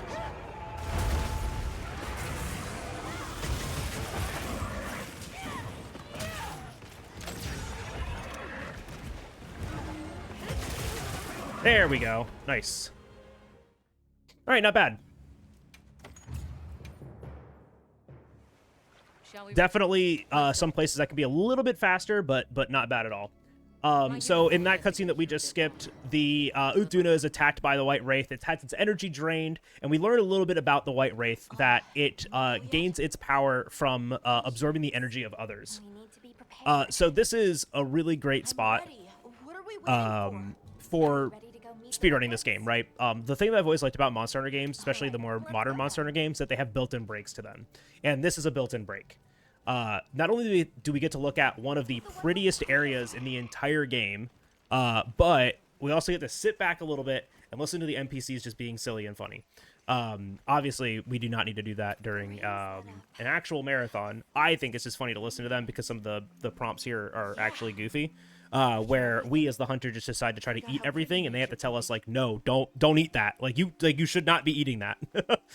It's great. But we have a while between now and our next hunt, so this is a great time. Just kind of like sit back, relax, take a second, allow me to breathe for a second because I've been speaking for an hour straight. Hey guys, how do you think those ants taste? But yeah, this is also the Scarlet Forest in Plenty, and it is hands down one of the prettiest locales in the entire game. One of the prettiest locales in the entire game. I think this place is absolutely just staggering. Just it's breathtaking. I'm awe-stricken. Look, it's full of fish. Guys, you think we can eat them? Well, those are stardusters. There are a couple of items that we want to gather here, like more nitro shrooms. We actually don't need them. I just grab them anyways. And that actually reminds me, I want to move those. We're going to put these down here, because that's where I like them. I say we grill them too.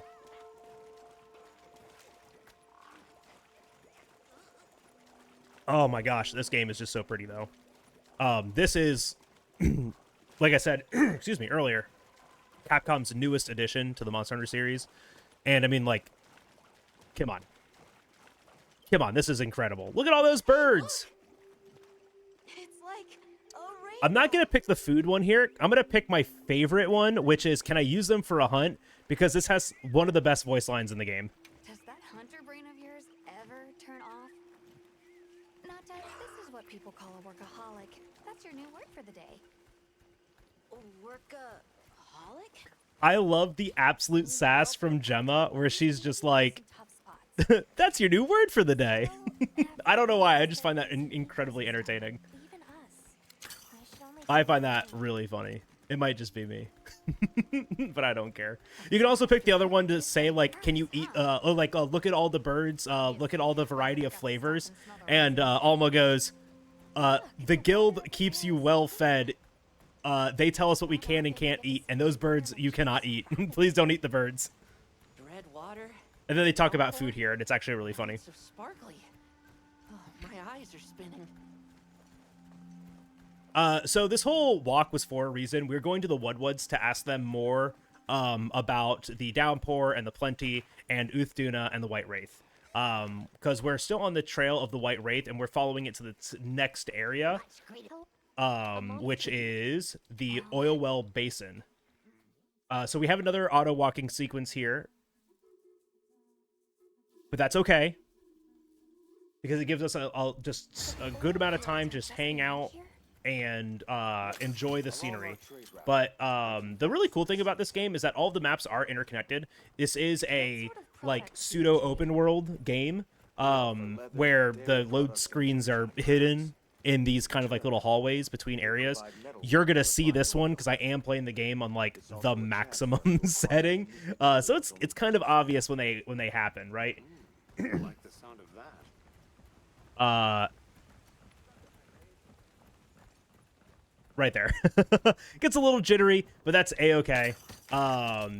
Game's still great. But that was, so we were walking from the Scarlet Forest to the new area, which is the Oil Well Basin, and this is kind of a cool reveal, because this area is really, really neat. Oh, is this it? The people call it the Oil Well Basin. So this is the Oil Well Basin in Fallow, right? So the area is not as bursting with life. Things are kind of like getting stagnant in a build up to something else. And we will see what that something else is. And this is like one of the main features of Monster Hunter Wilds, right? Is this kind of like living, breathing ecosystem that goes through phases and changes. It's very, very cool. The Oil Well Basin is a very interesting area because oil naturally bubbles up from the earth, and so all of the monsters have adapted to that kind of environment.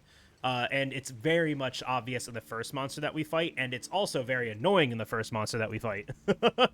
But the rest of this area, this locale, is actually super cool. It makes for a very unique kind of volcanic area, and I really do like it.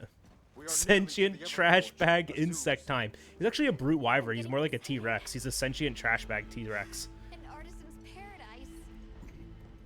The really cool thing about the Oil Well Basins, there's a city in it, a town in it called Azuz, and they're crafters. There's bone crafters, ore crafters, and a third one. I don't know what the third one is. But it's really neat that there's these like three factions that are living here, working together to create things. And it's very, very like cool little lore bit too, because they talk about all sorts of stuff. There's a lot of like really cool nods in this area. Welcome, travelers.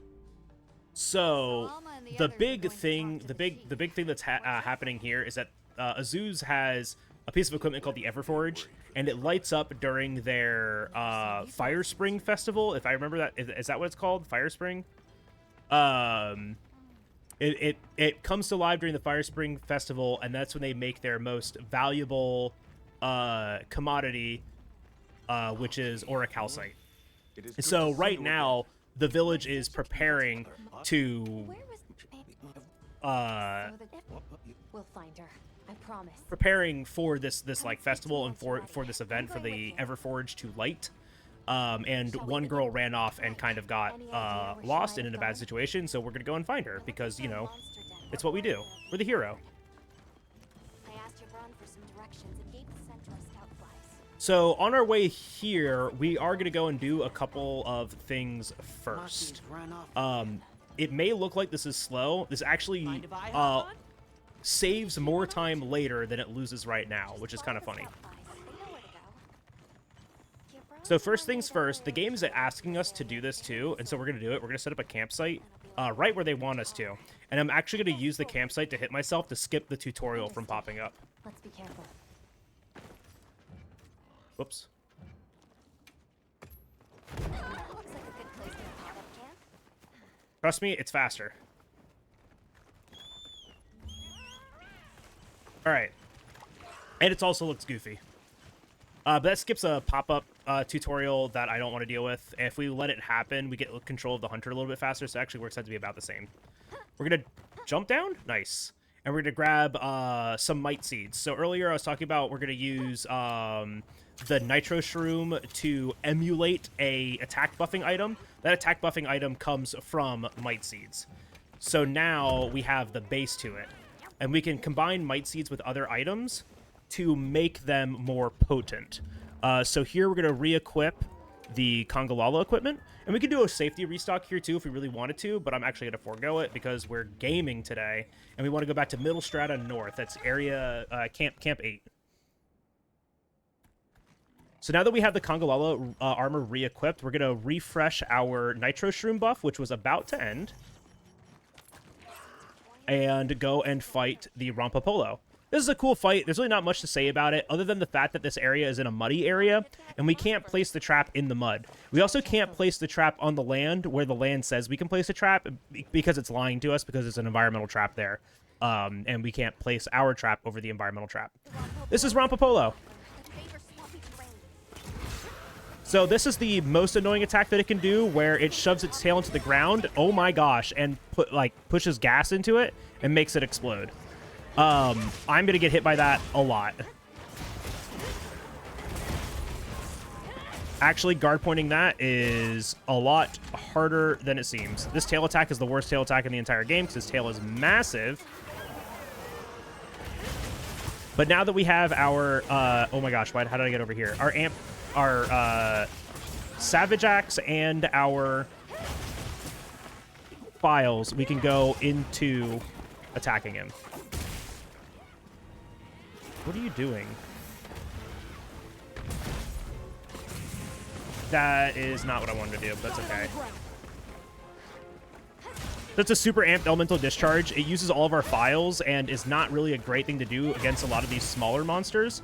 I was trying to cancel it into an AED, but just messed up the input.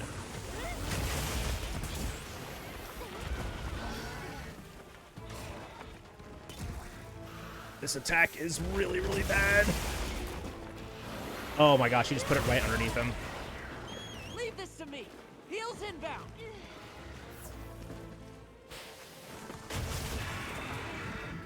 So this fight can kind of go awry because of our positioning and just like it's just a really hard fight. He just does whatever he wants. And now the cat's standing all the way over there and he's following the cat. Stop following the cat. That's gonna hit me. A lot of this is just kind of like taking hits though, and trying to like take trades where we can. But sometimes you will eventually have to like respect the monster. Man, this like fight is just not going our way. Oh, that's unfortunate. So that was the deflate topple that we got while he was already toppled in the ground. So we're actually just not going to get that form of control. So now I have to make another form.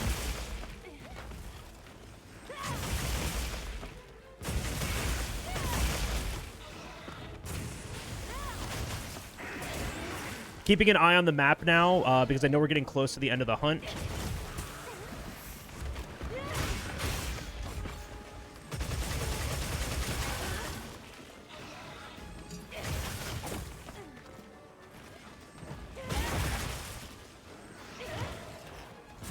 Oh my gosh, I'm not connecting anything. I'm gonna get hit by that too.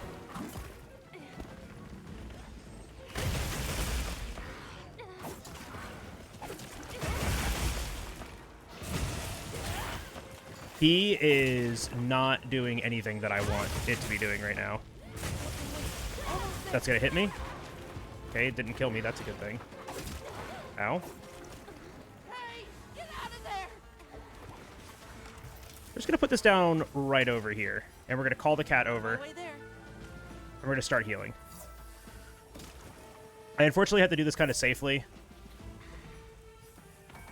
Yeah, right on target. And slowly. But that was a very unfortunate fight. I was just getting really, really unlucky.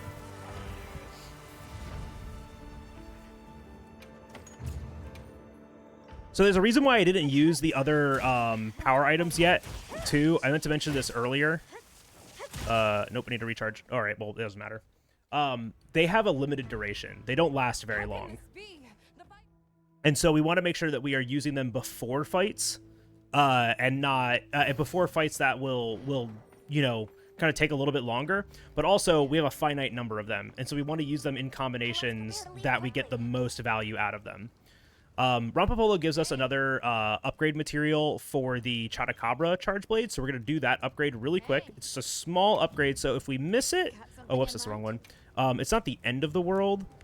And yeah, we did. We didn't get a Rompapolo claw. That's okay, though. It's a little bit of a time loss just having to run up there to check it, but it is a-okay. I think I would rather have this one anyways. I don't know, actually. I'm still trying to figure out if it's even worth going for the Chatacabra stuff. For the time now, we're going for it. Everyone, we're leaving. But the next fight is probably one of the hardest ones in the entire game. This is Raidao. And Raidao is incredibly difficult for a lot of different reasons.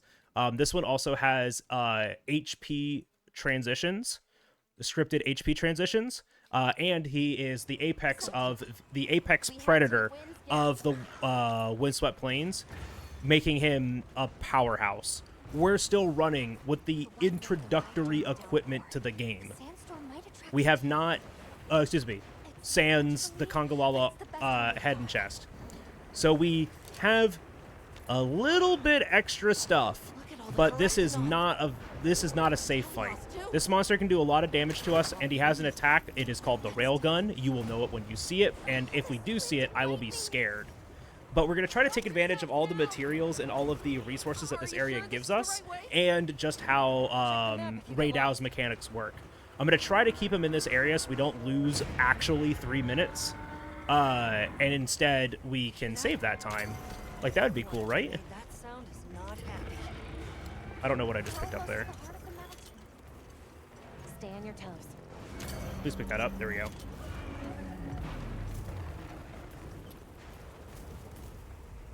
So, the quest kind of starts out a little goofy. But we find Raidao fighting the White Wraith. But the second we deal any damage to Raidao, he tries to leave. And we let him. And we're going to take advantage of stealth here to drag him over underneath a rock that we're going to drop on top of him. If we get the rock drop, not only does it do like 5% of his health, it creates a very long opening to attack him, and is going to give us the extra control that we need to skip one of his transitions. Because he wants to leave here and then come back here, and it wastes a lot of time. Unfortunate that he flew over. If he did that attack at us from where he was at, that's the railgun. You don't want to get hit by that, but we do want to hit that. Some attacks will create wounds, and that one creates one that will always result in a knockdown.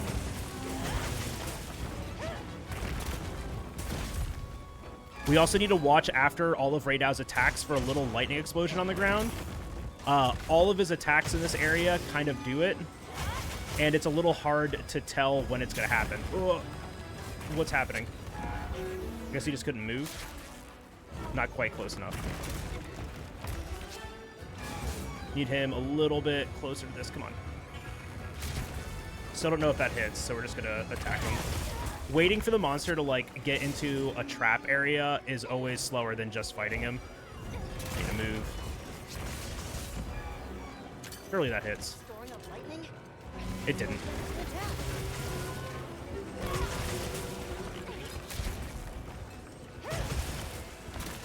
Ow. That Hit me? Nope, I'm alive.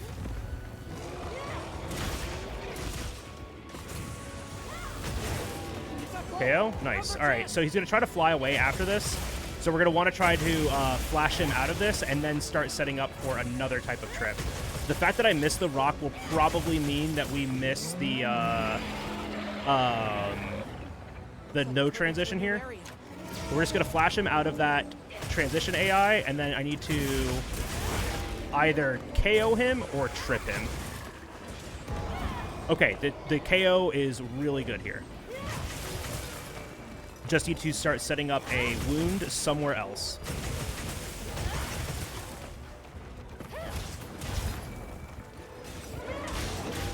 All right, so he is in his transition AI.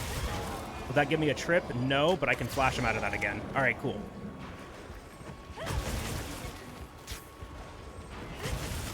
So now I have to, like, deal enough damage to him. Because if I don't, then he's just going to leave. Don't get hit by this. Very good. Good trip. And now we're going to go for the head for another KO. This should keep him here now. We're going to lose some time because we missed that rock. Yes, all right, cool. So he is, his map icon is red again. So this should keep him here. Don't get hit by that. Follow up. Leave this to me. Uh-oh. All right, we're alive.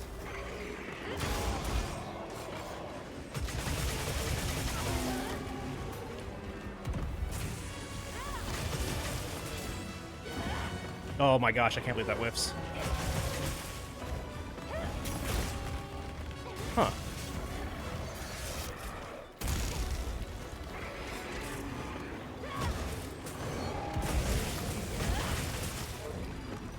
Alright, we're at least skull icon now, but we are still very far from slaying. Good leg break.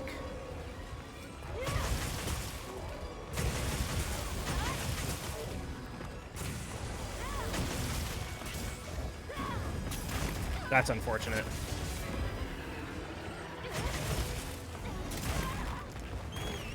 I don't know what happened there, but I think we're just, like, way too close to a wall.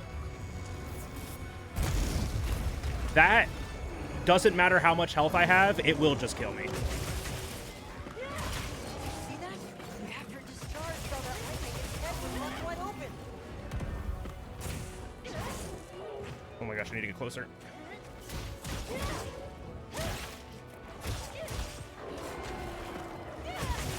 Okay. Not carting is the most important thing to do here. Not carting is the most important thing to do here. Missing that rock drop was really unfortunate because that is probably close to like 10% of its health that we miss out dealing there. But that's okay. Like we can live without that damage, and that's fine. As long as we don't cart here, that's the most important thing. There is a like safety strategy that you can do, setting up a camp on the way to Raidao, but it loses a ton of time. But if you do think you're gonna cart, it's a very smart thing to do so you don't lose over a minute running back to the monster after carting. Let's head back to Azu's. All right, so we are now going to fast travel for the first time. Yippee! So we have to watch this map animation. So we're about to head to our next new locale. But first, we have to go and find it. Just like all the other ones where we find the way to get there from the last area that we discovered, we're going to do that from the oil well basin. I'll get ready too. We're going to come down here and talk to Werner and use the best dialogue option that I've ever seen in a video game, which is, Werner, we need to talk.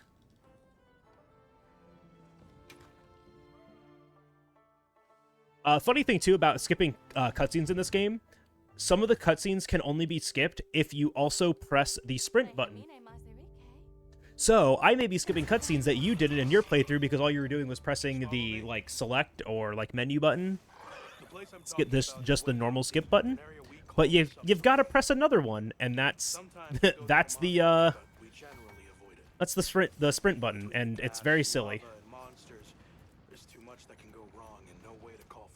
Oh, I have something in my inventory that should not be there. What is it? There's these null berries. I was trying to craft something and I couldn't. He went around the whole Oh, this herb, but we do not want that either. said he wanted to help out the travelers who came to his aid. Okay, cool. So I volunteered, basically. Aw, you did that for us. So, oh yeah, I need to 1, 2, 3. Oh, I forgot to use that on there. Okay, that explains a lot too. I was actually supposed to use a Might Seed and Demon Drug for that fight, or a Might Seed and Demon Powder for that fight. Completely forgot to. Oops. Yo, epic. So we're in another auto walking sequence. I have some control here, but every time I take control, I don't get that like little cutscene. So I just let the game do what it's supposed to, or what it wants to do there. But here I can cut a couple of corners to make this a little bit faster. So where does the land spine lead? Ooh, look at that pink shrimp! East from the basin, you'll see a huge cliff. It's a very pink shrimp. It stretches to there.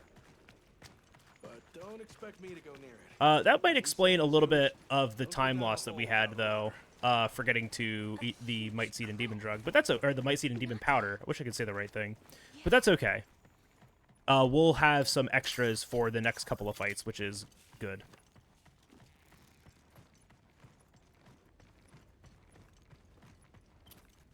All right, so that really spooky structure that you saw in the back is called the land spine, or a land spine, and it's how energy moves through this like area of the continent. It's very, very unique to it. But all of this is just kind of like that conduit, and it's very spooky looking, right? Really goofy looking. But we have now discovered a new locale. It's starting to get a little cold here. And Nata thinks he remembers some of this area. It's at least reminiscent of, you know, some things that he's seen near his village. So we think we're on like the right track of both finding his village and also finding the White Wraith.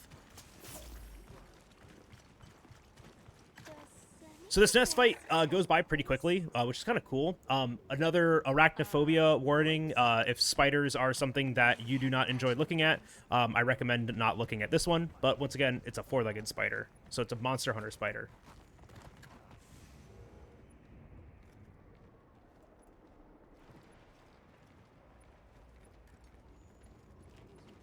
So this next monster is another returning monster. It is Narcilla. I'll look for an opening and try to free the Really interesting thing about about this area is there's a bunch of sleep toads around here, and I'll try to use them. Why'd you have to go all the way over there? Ooh, big bite.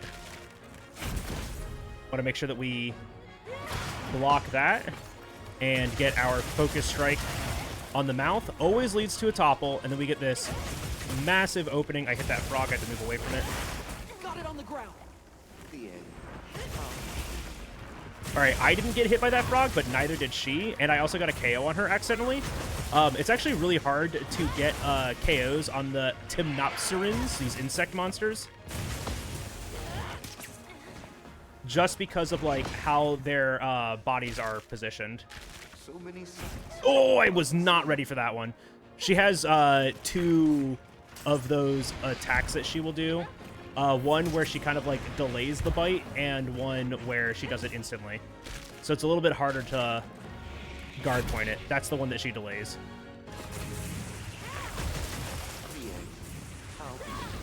I do need to be careful here because I am poisoned, which means I'm taking red bar health. So all of these small attacks that she's doing will eventually kill me. I'm hoping that the cat will just heal me instead. So we just got to play a little safely. Hopefully that doesn't get me. Nice. Ow. Oh, that didn't hit me at all.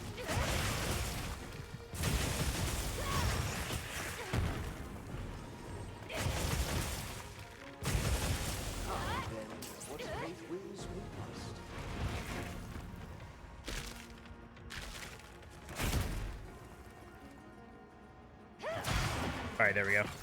So I want to make sure that we get that because it's a free knockdown against this monster. And this guy likes to move if you haven't noticed.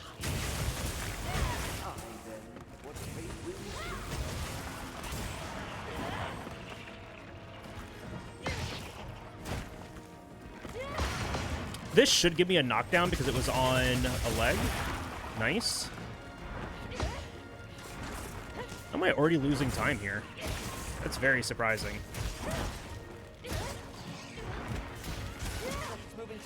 All right, there we go. Not much, but some. So this is another scripted HP transition. She is HP locked right now, and so we're going to take advantage of that and set up in this room.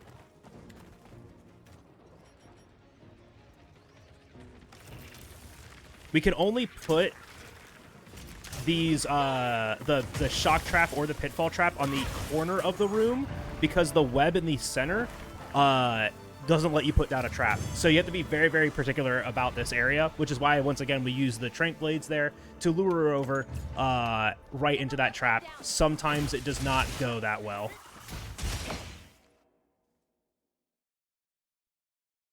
All right, up next is a very difficult fight. It's got a lot of really weird nuances to it, so it's very easy to kind of mess up. And we're going to be taking advantage of a new piece of equipment added to this game, which is the lure pod. When you shoot a lure pod, a monster wants to follow you wherever you go. If you played Monster Hunter World, you'll recognize this mechanic as enmity, which the Extreme Behemoth, or I guess regular Behemoth had it too, but Behemoth and Safi Jiva both had. So the lure pod forces enmity, where the monster wants to follow you, and then you can just drag it to any area or to any trap that you want to. So we're going to pull it to an area where there are 3 environmental traps that cause long knockdowns. We're just going to use those and paralysis, which is a brand new mechanic for us, against the monster to kind of chain it to, just chain over and over and over again to fight it. This is the clips that Tess talked about? Yes. Just making sure I have, we're all good. Yeah, I guess this is kind of a bad, it is kind of bad that we missed the Rompopolo Claw for the Chotacabra 2 upgrade, just because we don't have green sharpness now. It's a little unfortunate, but it's not unmanageable, so... but the next fight is another Leviathan monster, but this one flies, and it makes it very annoying. Reminds myself I need to equip the lure pod. Also, our meal that we had at the very beginning of the game is about to run out, which is unfortunate. But that's okay. We expect it to run out about right here. That does mean our health and stamina will drop, but we can fix that with a couple of items. Oh, hello. So we encountered the Hirabami, but in that process, Nata got sick, and our entire team started to have self-doubt. So we have to talk to them to reassure them, and then we're going to go and fight a Hirabami so we can get Nata back to safety. Okay. I think... We better be quick then. It's really funny, too, because these Hirabami are not far from the camp that we just made. Hirabami sighted.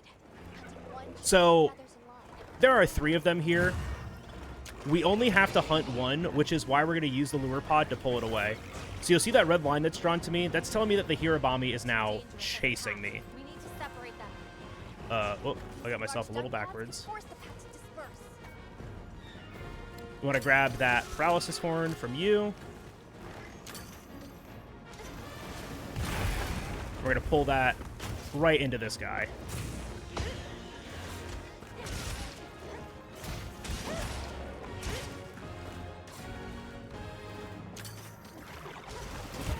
Second one. So we're using both of these to get an Enrage Roar, because then we're going to use that Enrage Roar to get our Savage Axe mode. Very good. So now we're going to use our third one here. Ow. Oh, I'm out of range of it. I'm just going to flash it then.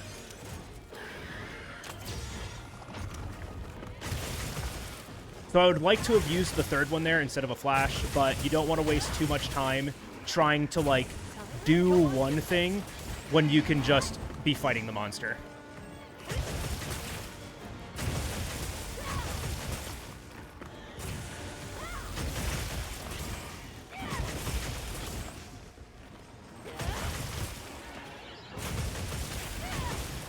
Like I said earlier, we do not want this monster on, like, in the air ever.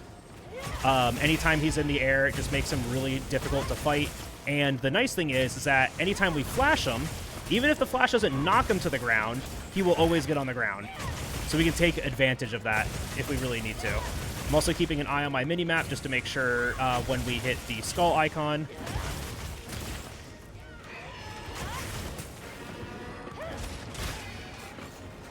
This should give us a topple, too. Yep, there it is. And we have skull icon.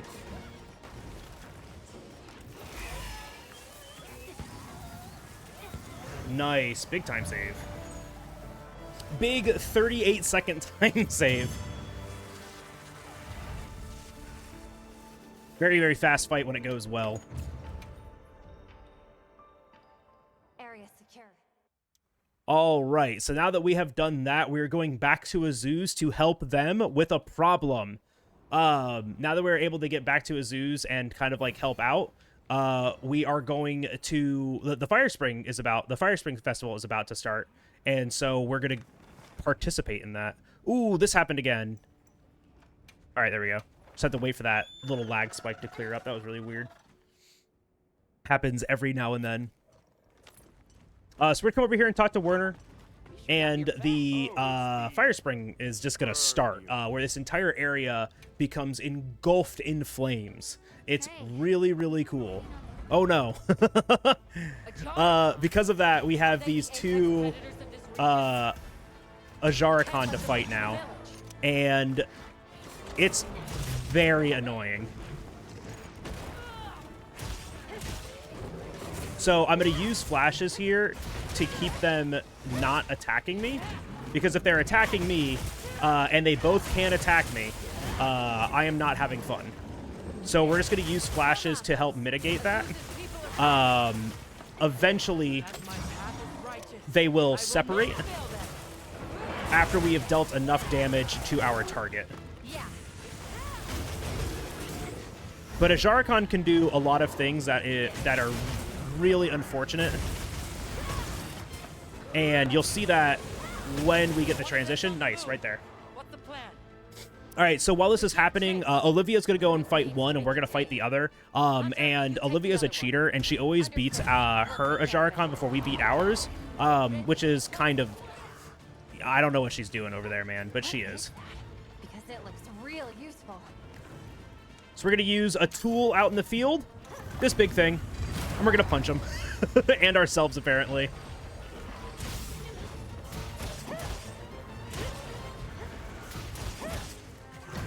Oh, that's unfortunate. Just had to get our Savage Axe back, because we just barely ran out of it. Still looking for a KO. Unfortunately, this fight is very reactive, so I'm going to be really, like, watching him and just, like, trying to get, like, cheap shots in. I don't like this ledge. That's the worst attack that he can do. Oh my gosh, and the ledge hijacked my movement. So, this guy does do blast damage, and you can see that it, like, turns my health red, but if I get hit while I have a blast, like, the blast ailment on me, it's going to deal extra damage, and it will most likely one-shot me in this, with this armor. Reminder that we are still, oh my gosh, the shoulder check. We are still rocking the beginning equipment to the game.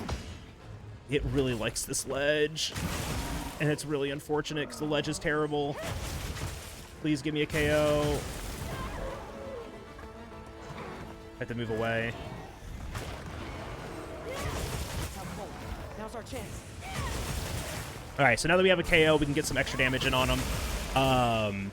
There's really no, like, cheese to this fight other than just pulling the trigger earlier. You just got to play, like, really heads up and just hope you get good AI, which is definitely not what's happening to me right now. Hey, get out of there!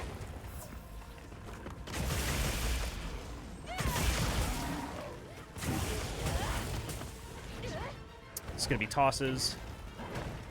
A lot of the times, oh my gosh, shoulder check. I will name attacks to help me remember, like, how to react to them and train my reaction speed. So you might hear me every now and then just go like, oh yeah, that's this one. We got a good flinch there, but I'm going to get... Whoa! Okay, well, I don't really know what happened there.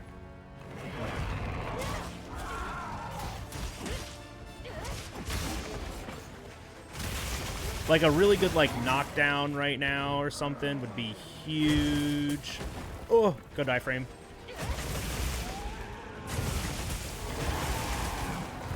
Okay, that's actually kind of huge. Enrage into an instant KO stops the roar that he's going to do, and also the really annoying attack that he does immediately after it.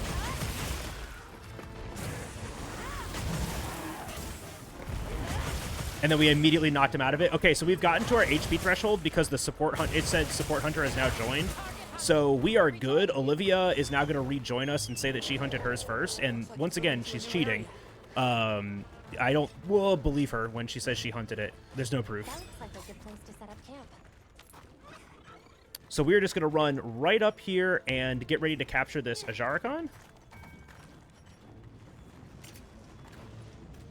Remembered I need flashes here. He's going to jump up. He's not quite capture ready. So we do have to do a little bit more damage to him before we can capture him. We're hoping for good AI here as he jumps up so we can flash him out.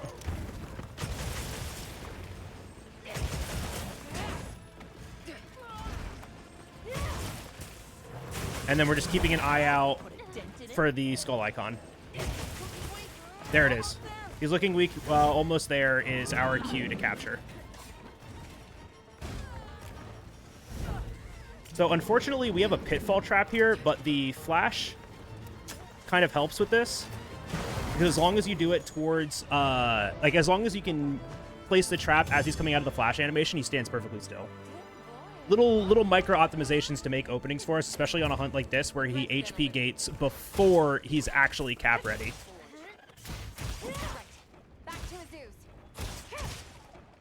Ooh, I think I got red. Red. All right, so we're going from one hunt into the next. Like, this is all just gas. I did not mean to open that. We're now going to go and fight the Black Flame New Udra. So earlier we put this camp down here, and it was for this fight. The nice thing is that if we start the mission from this camp, should wait for the quest begin. The quest, if we faint during it, will fast travel us here instead of all the way back up to the very top of the oil well basin. Just very nice. Also other thing too is that we have access to those might seed items right there, and we're just going to load up on these things right now.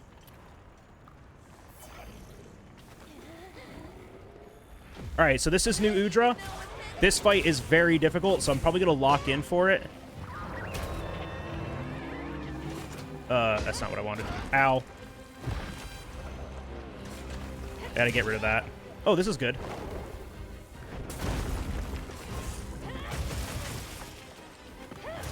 Still got it. Nice. All right, cool. That's huge.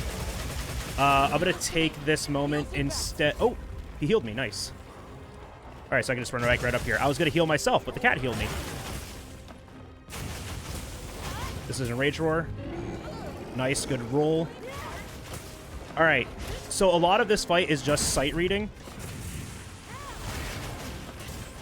And try not to get punished instantly by a lot of what this guy can do.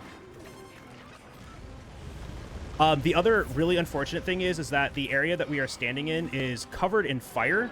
And so we have to be very, very careful because we're constantly taking tick damage. Nice little pitfall trap here. That one is supposed to be used here. I always have that one ready for this quest. Should be getting a KO out of this. That's unfortunate. And you can see, like, just taking a single hit does about half of our health. So we got to be very respectful to this fight. We should be really close to a KO, though. He's attacking the cat here. Just need him to stop. There we go. All right, so I don't want to attack the head quite yet because I'm pretty close to a KO. And so we just don't want to overwrite one control with another. I accidentally did there. I wasn't trying to hit the head. I was going to try to hit the head with the AED, but things happen sometimes. Go this way. This way.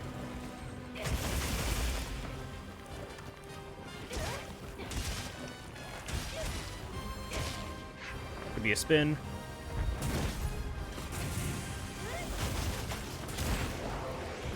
Unfortunate slam, because that did just do like half of my health. This is a very good opening. Now what would make this even better is if the cat heals me.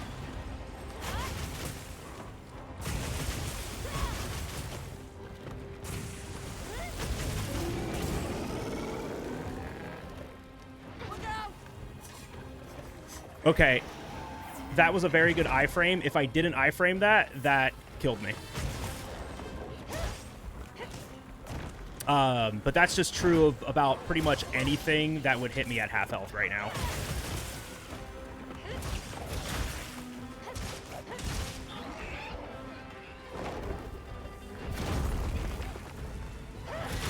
Want to make sure that we get this knockdown.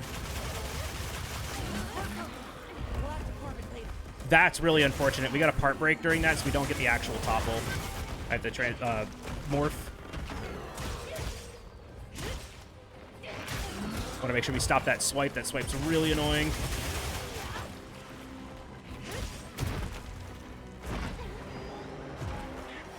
Over here, bub. On your target. All right, so he is leaving now. And he's going the right way. Nice. All right, so we did enough damage to get him to go to the last area, so he is HP locked right now. But that's good for us because it doesn't take much more damage to end this quest. So we are going to Gilly up. We're going to Trank Blade up. We're going to get ready to place our Shock Trap, shoot 2 Trank Blades, and then end this quest.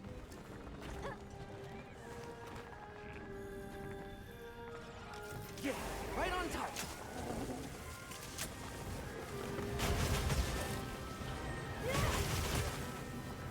Oh, no. We did not end this quest. All right, so I'm going to have to restock after this.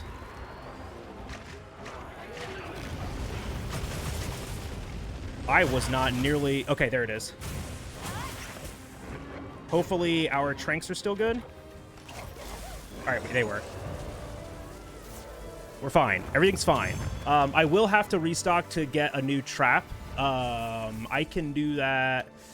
I don't know. There's a lot of different places. I'll have to find... Oh, wait, no. Okay, I can... I'll capture one of the Great Thunderbugs on Doshagama instead. That'll probably be a little bit better. That's what we'll do. That was a really good fight. You just gotta, like, really respect New Udra. As long as you don't cart and you're getting it to transition to the final area first, that's the most important thing. All right, so we are entering the last big leg of the run. This is very exciting. So not only are we going to get our, hopefully our final upgrade here in a second, we're also going to be changing our armor off of the Kongolala armor. Other thing too that we're going to do here in a second is when we go back to the Windswept Plains, we are going to be getting another kind of Monster Hunter World staple piece of equipment, which is the Rocksteady Mantle. So Rocksteady Mantle is another mantle like the Gilly Mantle, where while you're wearing it, you don't take any knockback. So things that would normally knock you back and like make you react to them, you just don't.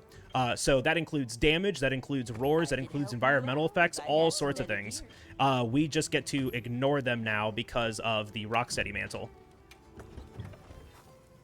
Oh my gosh, I was in the right place. There we go. That also means we take damage during those things too, so we have to really respect the damage that comes to the monster, especially on Doshagama, until we can upgrade our equipment, which is after Doshagama. All right. Yeah, not carting is always an important part. There is also a reason to like move. So would be a reason to move the upgrade up to right here, like changing my equipment up to right here, but we're gonna go to Gemma afterwards. I might just like switch that, honestly, and do that here, so this quest is a lot less risky. Yo, Air, thank you so much for the raid. I'm coming the Air raid. I'm doing a commentary speed run for the new game submission window. So sit back, relax, enjoy the show. Feel free to ask questions. I'm trying to read as much, but I've literally just been yapping this entire time. Thank you so much for the raid, Air. I really do appreciate you. We are in the big last leg of the run. There's about an hour left. I love this section. It's a rush. We only have to capture one more monster, which is really nice. The rest of these monsters are all going to be slay missions. I'm going to eat this nitro shroom. But the rest of the monsters are all going to be slay missions, which is nice. So all but one are going to be a slay mission. So we don't really have to worry about trap materials as much anymore. However, we can still use traps on all of these monsters. So, you guys remember Doshagama? This is his very angry brother. Oh, I didn't grab it.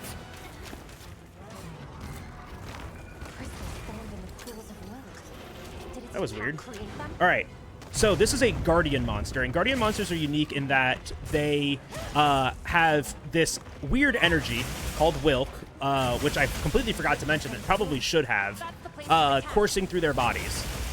Wilk is essentially the essence of wyverns, right? And I'm really, really sorry, but Wilk is like this really cool, really mysterious thing. It stands for wyvern milk. And that's disgusting, and we're going to talk about wyvern milk for the rest of the run. Got it on the ground. But Guardian monsters are not really monsters, but they're like genetically modified so that this ancient civilization could control them. And so they use the Wilk as like an energy source. And so that means they get that unique topple when we release enough of the Wilk from their body. And we do that by creating wounds. This poor creature has not been able to move this entire time. Go on the offensive.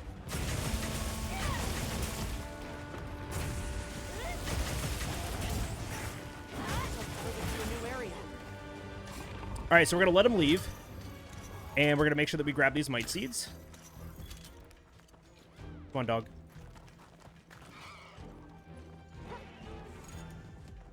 So this is what all Guardian monsters do. When you've depleted them of enough energy, they try to recharge.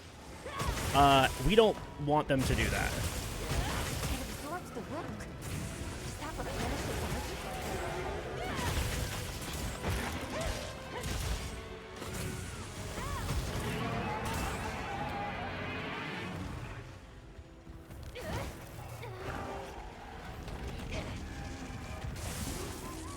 So, in addition to being a source for shock traps, the Great Thunderbugs can also be used as a trap.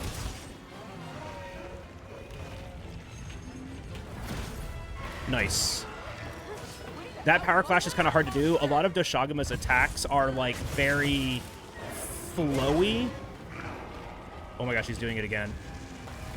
And they're very delayed. A lot of the times he'll also get, like, caught in attack sequences that, like, we just don't want to deal with.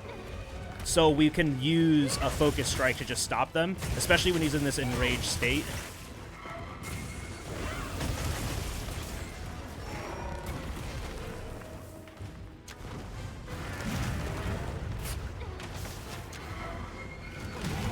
That hit me? Yup, sure does.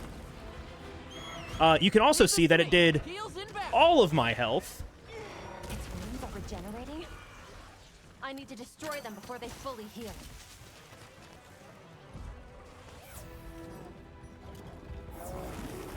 Another trap that we can use in this area is this vine trap. Yes, thank you, Slimebo. I will do my best to remember. I also have to get this, I have to get this Great Thunderbug for an extra shock trap because I accidentally used one. So I can't use that right now. Nice. That's a good Wilk knockdown. So now we can go into a KO. Nice. All right. A little early on that. That's A-okay. This is going smoothly so far. like I said earlier too, we can't just end this by capturing the monster. These are slay quests. So we do have to hunt the monster to 0 HP. 1, 2, 3, 4. He's at least targeting the cat right now, which is nice. Oh, nope, he's targeting me.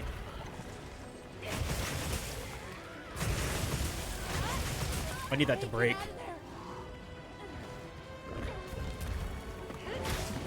All right, cool. No! It's the thing that we just said not to do! I'm so broken. Okay, I'm not supposed to skip this quest timer. I need that one so I can gather some materials, but it's a-okay. I'm so broken here. I do need to gather that. We can do it here in a second. It'll like send us out. So, what's the story? We can just go out here really quick. Let's keep moving, Hunter. I'll be here. So I do need to get some materials from bone piles here real fast. It's just faster to do it when we're down here because we actually can't fast travel in this area right now. We are like in the middle of a story sequence, so we can't quite fast travel yet. The monster dropped something. But we need 2 Guardian Tough Bone from the area. Oh my gosh. Wait, hold on. Did this The wyvern milk seems to be leaking out in irregular Uh-oh, I don't locations. see that trap anymore. Okay, well, we'll just do the slow thing. I also still haven't gotten the... There we go. Tough wyvern bone. Okay, and the Great Thunderbug is gone, so we'll just have to restock in the... I have that one right there. Yeah, it just means I don't have the pit. Okay, yeah, I have to restock in here really quick. Got a sec? I got something for you. Could have been avoided. But that's what you get for going too fast. We can grab a couple of extra things right there. That's fine. Yeah, not ideal, but manageable. So I mentioned too, we are going to upgrade our equipment here. Something in mind? We're going to get our new charge blade, and then we're also going to make new armor. And so I'm really not worried about skills here. I'm mostly worried about defense. So I'm not really going to check like what skills are on what. I'm just getting things that have higher defense than what I already have. And there we go. We have a beautiful, beautiful mix set now. And what's really funny is that most of these items are the ones that we like usually get, and there are some of them that are like brand new, like that I've never gotten before, right? So I always find that pretty fun. We want to make that, and then I have one trap tool left for Yes. Arkveld. We are a-okay. People too. But then the Wraith ruined everything. I'm sure everyone's just hiding now, though. We just have to find them. All right, just making sure that we have all of our items crafted here. And the only thing that we're going to need for right now All right. are Time our to get flashes. serious. And next is a returning monster, but in Guardian form. It's Monster Hunter Pikachu. Rathalos. But, like, the coolest Rathalos you've ever seen that isn't Guardian Ratha from Monster Hunter Stories 2.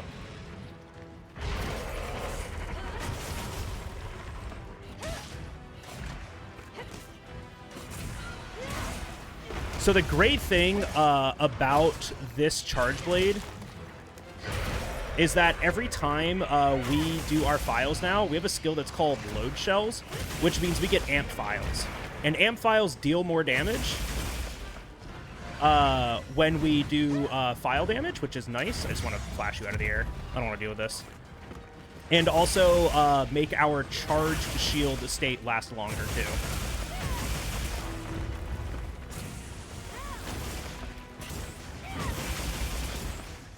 So, this monster also has HP scripted transitions. We only want to skip one of them.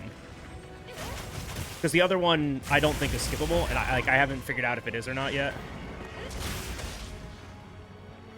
Just going to flash him out of that. I'm also going to equip, whoops, my mantle here. We're going to go for a trip next. Oh, he ran. Running is cheating. Oh my gosh.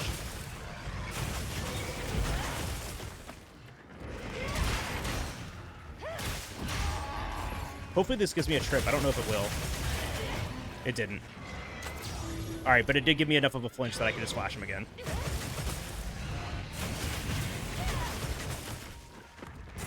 So we have the Rock City mantle on right now. And that was that mantle that I said, right? Like, we don't get knocked around by things, but we do still take damage.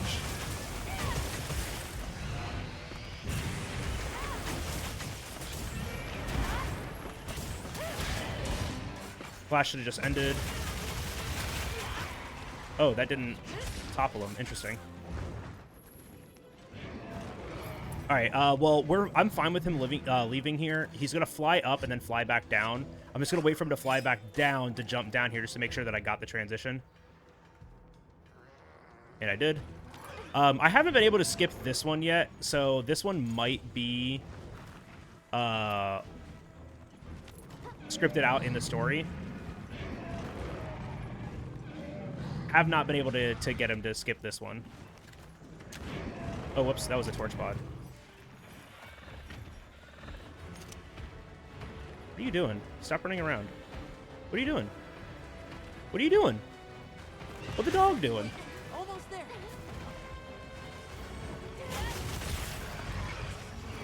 Oh, I dodged really early.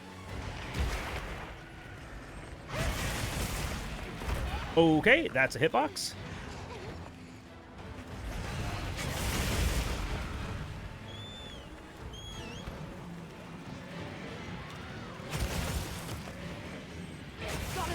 All right, I don't know what was happening there, but it was. I think that was an aerial knockdown, which is unique to the Guardian Rathalos. Looks like it's moving to a new area.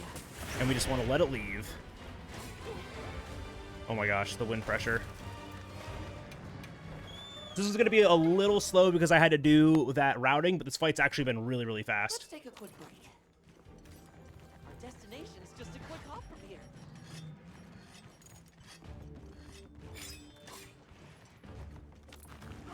Oh, he landed. Damn. Yeah, let's grab that, actually.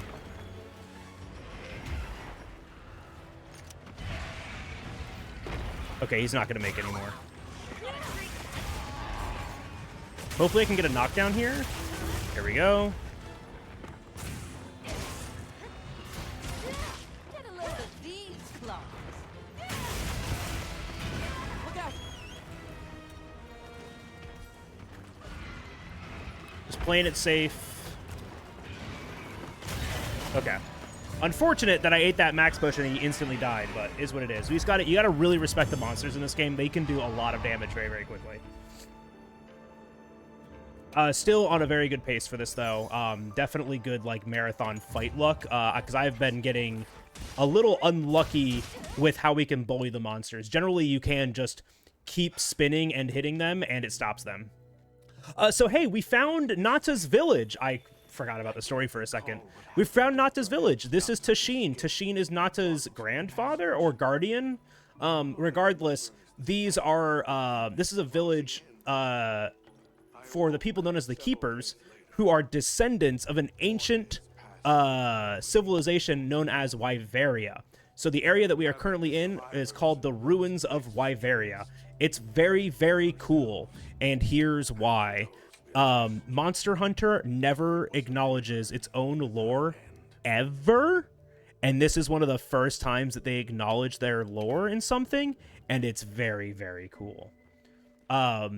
They did name it their like super energy source Wyverian milk, so I don't trust them on a lot of things, which is you know, like it's just a terrible word. It's a terrible, gross, disgusting word, and I hate the combination of them together. Like the fact that it's just called Wyvern's milk. It's something else. I can't stand it. They have you on the hook the entire time during this game, and they're like, yeah, this Wilk stuff, super cool, limitless energy source thing. Like it releases energy when it interacts with other elements. Very, very cool. By the way, it's short for Wyvern milk.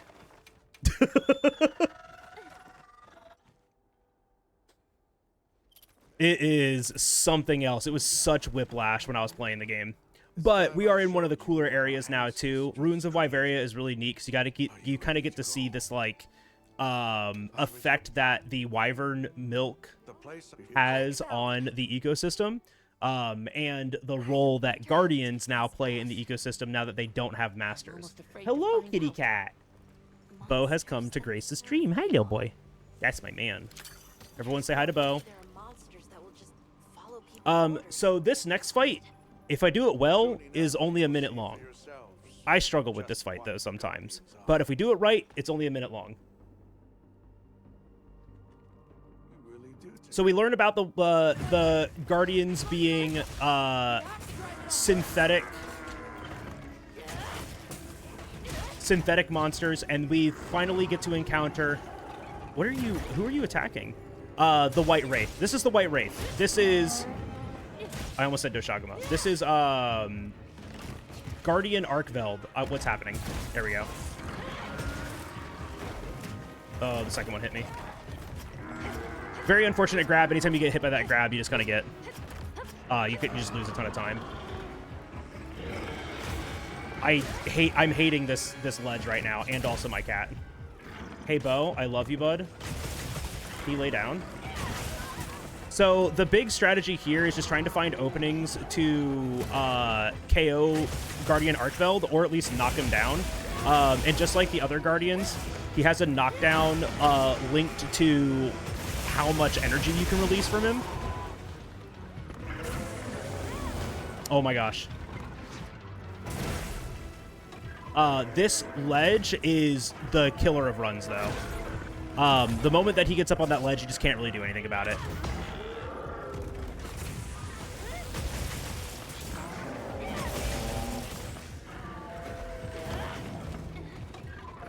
Ugh. Okay. This area is also really small, so the monsters' like hitboxes get pushed around a ton. Like you can see, like I'm in front of him, I'm behind him, I'm back in front of him, I'm back behind him. Also, the optimal spot to hit Arkveld is his wings. So you're gonna see me try to like aim for his wings more than his head, but I'll still try to like hit his head with some things. Oh. I did not want to do that. That's okay. I don't want to get hit by that. This probably kills me.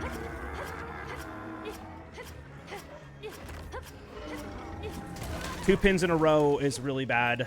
You can't do anything about it. And he was just like way too close. The tail!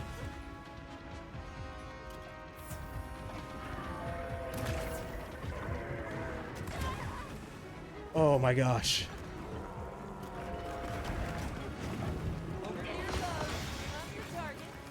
I'm getting just so unlucky right now. It's beyond belief. I still can't believe that was only a minute. Nope, that was 2 minutes 30 seconds. Yeah, that was really, really slow. Really, really unfortunate. That was just like very, very bad fight, unfortunately. But you know, it happens. You just gotta like roll with the punches. Hey, next is a fun fight. One of the most cinematic fights in the entire game. Let's head to their camp in the cliffs. So now that we have investigated the ruins of Wyveria and found Nato's home, we are meeting back up with Astrum Unit to tackle another mystery. Look who's here. So this is our namesake for the Palico right now, which is you know, Rove's hero. We get to meet Rove. We get to meet the man himself.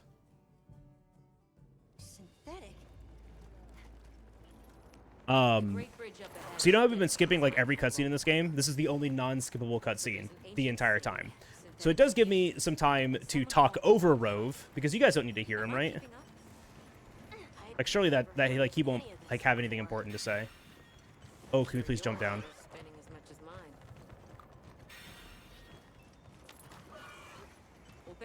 I actually don't know why we're doing this fight. I can't remember why we came to Rove in the first place. Like I don't know like what part of the story like this was. I think we were trying to. Oh no, I do remember. We were trying to find a person called the Allharkin, and we're wondering if Rove knows where we can find that person, because the Allharkin knows more about the ancient civilization of Wyveria, and so we are asking. We want to know more about it. So we're trying to come to him, ask him about that civilization, or ask him about the Allharkin and where we can learn that. So he's pointing us in that direction. But to get there, we have to fight the apex predator of the Ice Shard Cliffs. How did you know? This is Rove. He has a great accent. You heard him during the Narcilla fight. a little bit. I actually don't even think I talked to him about him there. What paths may But he is a well-spoken Woodwood, our minds. and he's pretty great. But this next fight is a pseudo siege fight. Essentially, we are fighting a very, very large monster. And that monster's name is Jin Dahad.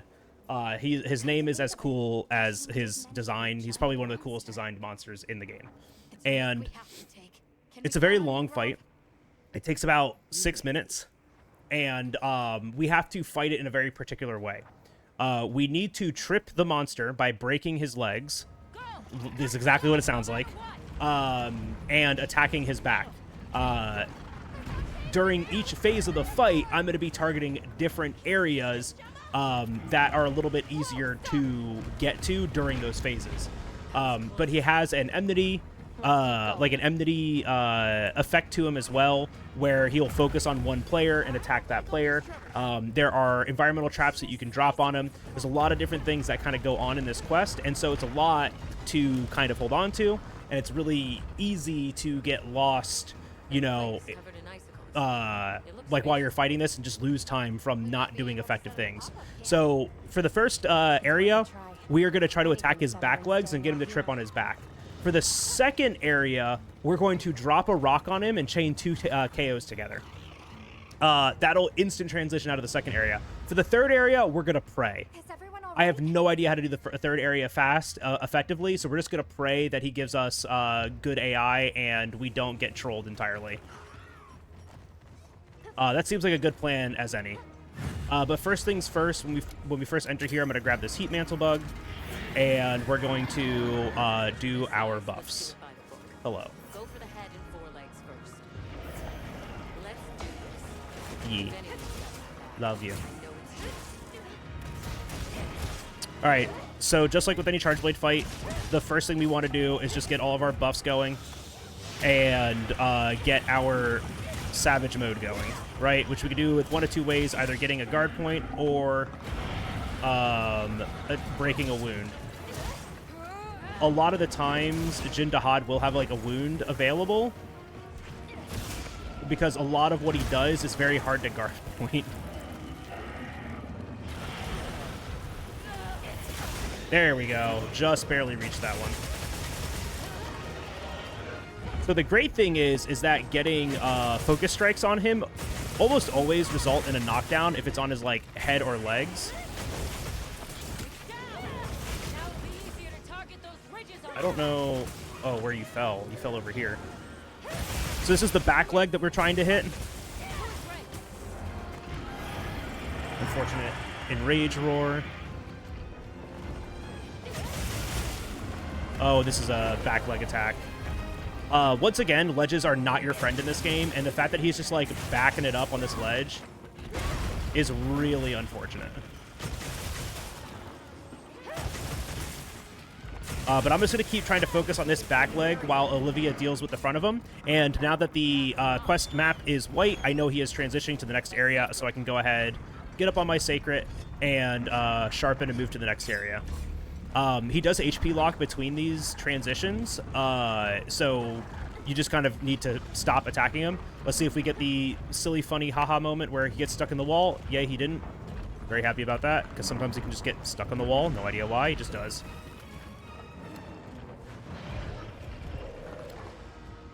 I think that hits. Let's find out. Good. All right. So now that he is dropped with that environmental trap, we want to try to get a KO. And since Olivia didn't get a KO in the first area, this shouldn't be too hard to get as long as this connects. Nice.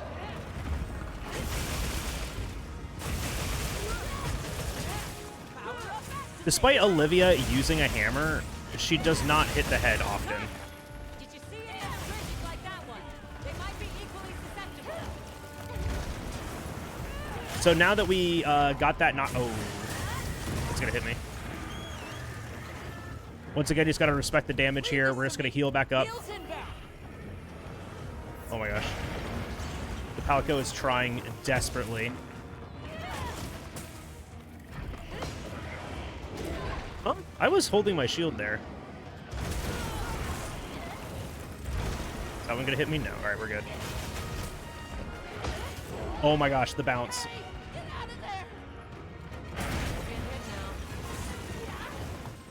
Why did I move that way?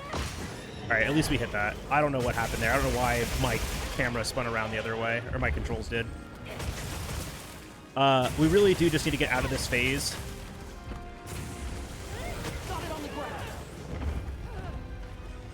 Getting that leg trip gives us the opening back up on the head again. Oh, I missed.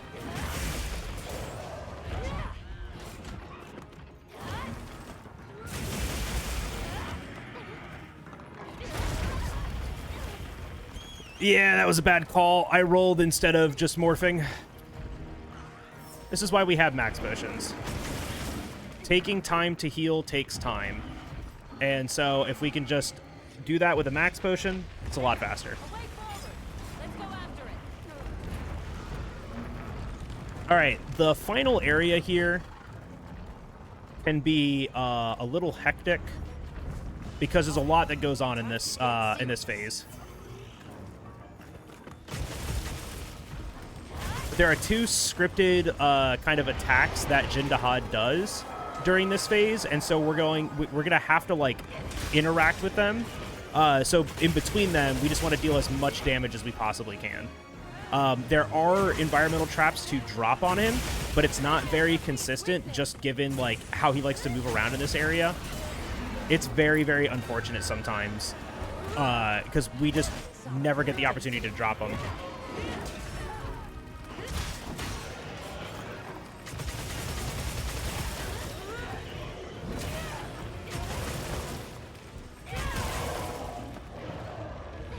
Okay. Yeah, he doesn't like to move at us too much, so like trying to bait him underneath a rock is just never a good idea.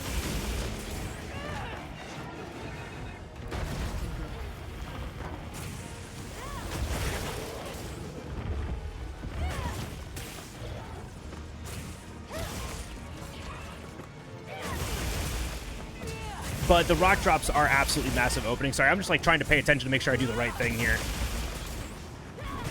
This fight is a little much sometimes. All right, so he's going into his first scripted attack here. So he's going to climb up on this structure, and we just have to dodge his attacks. He does 4 of them. And we just need to make sure that we just don't get hit by them. It's actually a lot easier to get hit by these than it looks, because it's sometimes hard to tell like how he is targeting, who he is targeting, and like if you're running the right direction. I've just run directly into that before, and it feels really bad.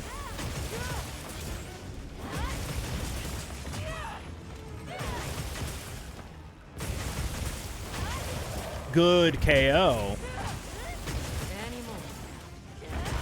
That's actually a huge KO. So after this, he's probably going to do his next scripted attack. Yep, there it is. This should just hit me away. There we go. So he's now doing this really big ultimate attack, and it looks very cool, but we're afraid of it, so we're going to hide behind this rock. So not only are the environmental traps here part of like dealing damage to Jindahad, they're also safety for Jindahad. She got hit by it.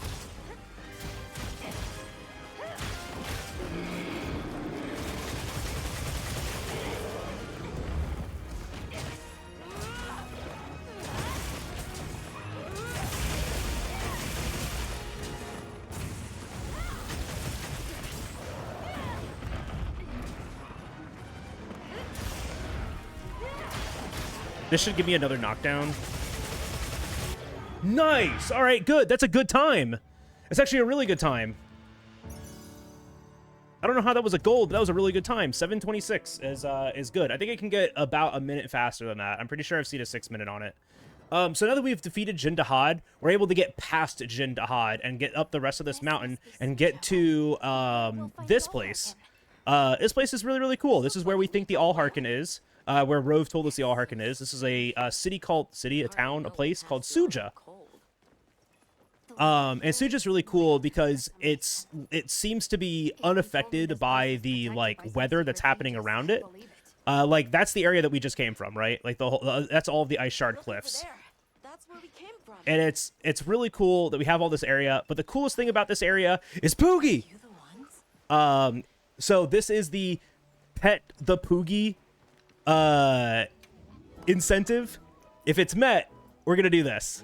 We're gonna pet the Poogie, and he's gonna be really happy about it. He also has a little frog on his head, and we love it. So the donation incentive to pet the Poogie, that's it right there. As long as it's cut off right before then, you know, as long as we reach it before then, we get to do it. But Poogie is a fan favorite. He's been in a ton of Monster Hunter games. Like in Monster Hunter Stories and Stories 2, you collect them as like collectibles around the entire world. They all have like different costumes and stuff. So it's just really cool to see Poogie up here in Suja, because he is adorable. My favorite addition. So the All Harkin has told us that she can tell us what we want to know about Wyveria and Arkveld, but we have to have dinner with her. So here's our second NPC dinner. This is going to give us... Excuse me. This is going to give us our health and stamina buff, as well as attack buff. It's just going to make us deal a little bit more damage, and we're also going to have more health and stamina during this.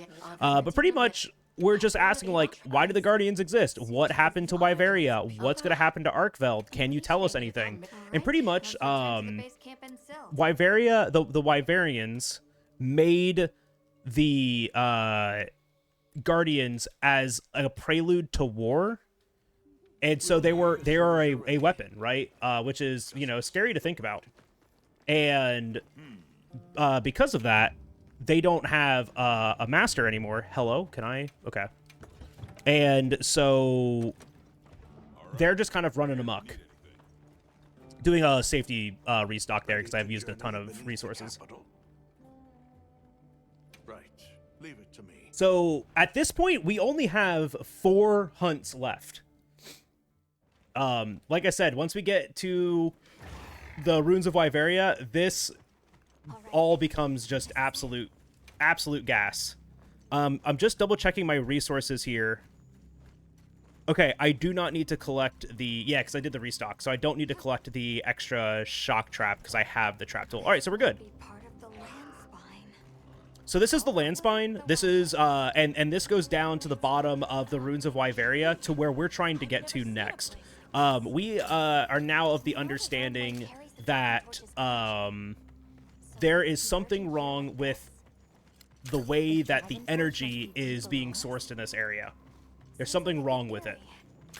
And we want to go and investigate it. I don't know how my pouch is full. But for now, we have to get down there, so we gotta fight our way through a couple more monsters to get down there. So up next is Guardian Ebony Odogaron. One of my favorite monsters, Ebony Odogaron, or just Odogaron in general. Was really excited to see it come back in this game, especially as a Guardian. So we're gonna be taking advantage of more of the Wilk explosions like we did on... Oh my gosh, that comes out so fast. I was not... I was like ready for it. I knew it was coming, but...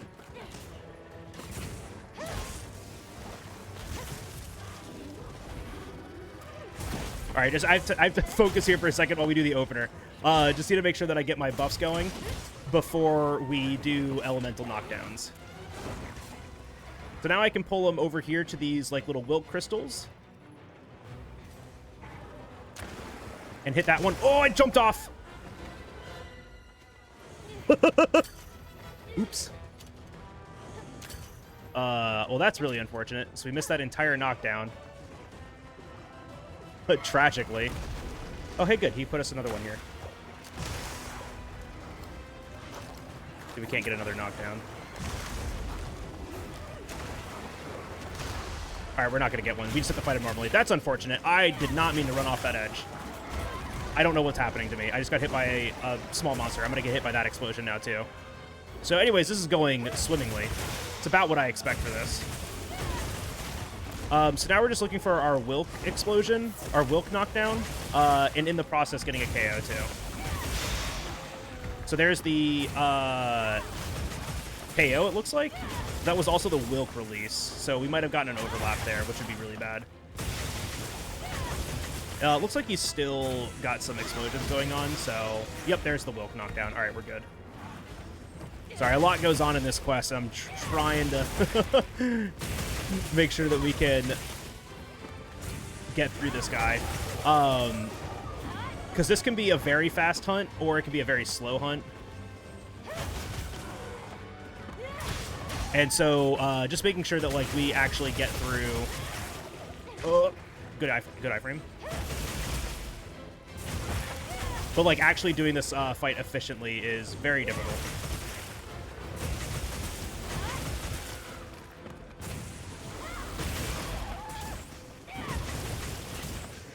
Was close to the head. There we go. That was the head.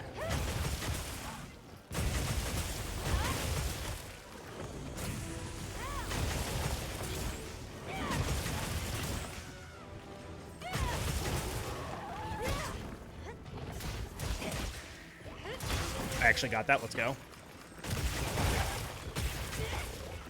All right. With any luck, he runs up to this next area and it instantly leaves. He always comes to this area, but he will likely instantly leave if we did enough damage. And we did. Nice. That's exactly what we want to see. So we still have one more area to fight him in. And while we are there, a Guardian Doshagama likes to walk in too, and then there are two monsters that we have to deal with, and it's kind of annoying. But as long as Guardian Doshagama knocks down the monster... Oh, really cool thing here. I missed it. Oh my gosh. There we go. Getting that Might Seed is actually a lot more difficult than it looks. I mean, it looked difficult right there, but I was trying to use the quick targeting to get an extra Might Seed there, and finally got it.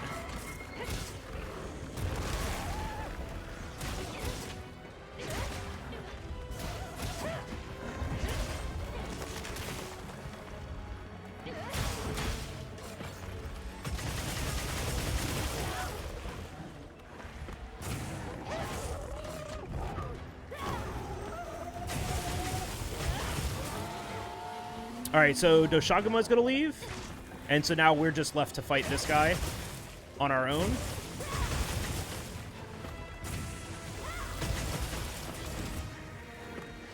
Oh, that was bad. That's not what I wanted to do. All right, nice. Not super clean, but we got through it. Especially spending that extra time trying to get that Might Seed. I do need that Might Seed to finish out the run. Because immediately after this quest, hey, 420, cool. That's a time. We go directly into another quest, Shaywu. So really funny thing, we just put that trap down and make him come out of his hidey hole.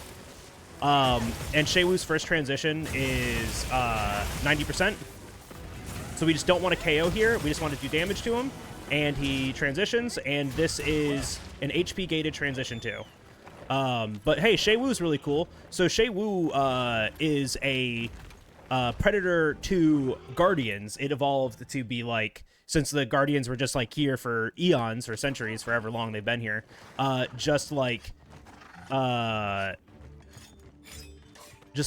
out and existing, a predator naturally developed for them, and that was Shaywu. So I'm going to drop this rock on Shaywu. That jump was a little unfortunate, because I think it shortens this, but yeah, it did a little bit.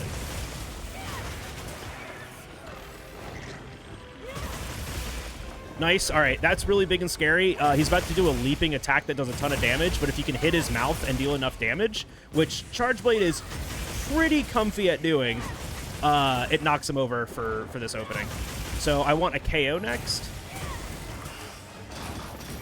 Whoa! Okay, that's brand new. I got stunned through the Ghillie Mantle. Or through the, what's it called? Rocksteady Mantle. That was kind of goofy. We want to stay close to him because he will start fighting us. If we stay close to him, he'll start fighting us a little bit sooner. Huh? Alright, that was weird.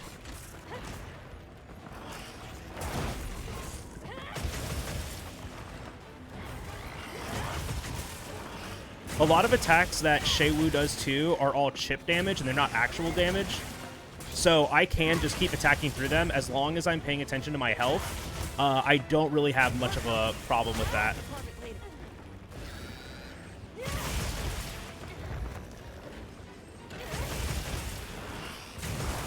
Ow, that attack always hurts though. Leave this to me. Heals inbound. Thank you. There's our KO. All right, so he should be capture ready after this. This is our last monster that we're going to capture.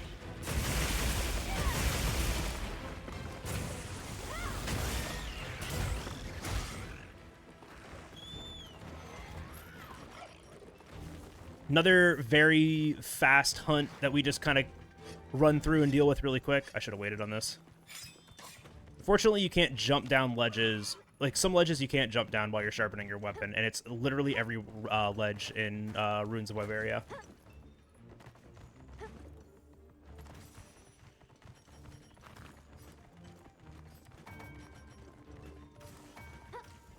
Double checking that I have everything that I need made here. I'm going to use this Pitfall to cap him. And we have our Ghillie Mantle on to make sure that he can't see us while he falls into this. 1, 2. Nice. All right. All good. We're going into the last 2 fights of the game, and probably 2 of the best fights in the entire game. We are going to go and fight the flagship monster, followed by the, like, secret actual title boss of the game. Handled those back-to-back hunts like a champ. We came out of it with valuable new info too.